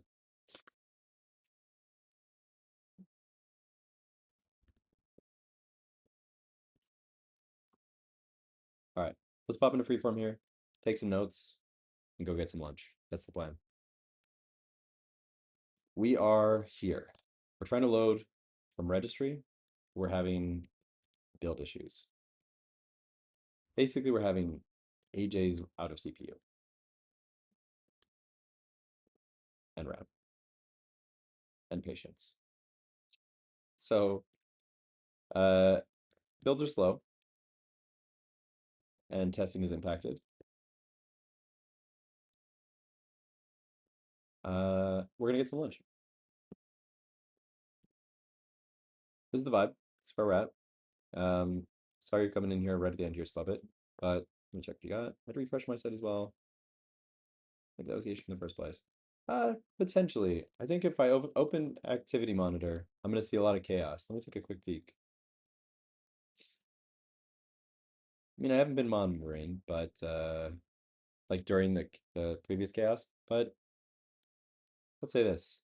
I'm running hot on my thighs. So I'm pretty sure it's a CPU problem, if not just a RAM problem. One of these two items is causing a lot of hecticness. Yeah, gosh, what do we got here? Cursor's using like in total, not real memory, but the virtual memory that macOS does. It's like 15, 16 gigs. And I got 16 gigs of real memory on my machine. But the biggest thing here is I'm losing a little bit of patience because I got to eat. So lunchtime, we're gonna pick this up. I'm gonna schedule another event.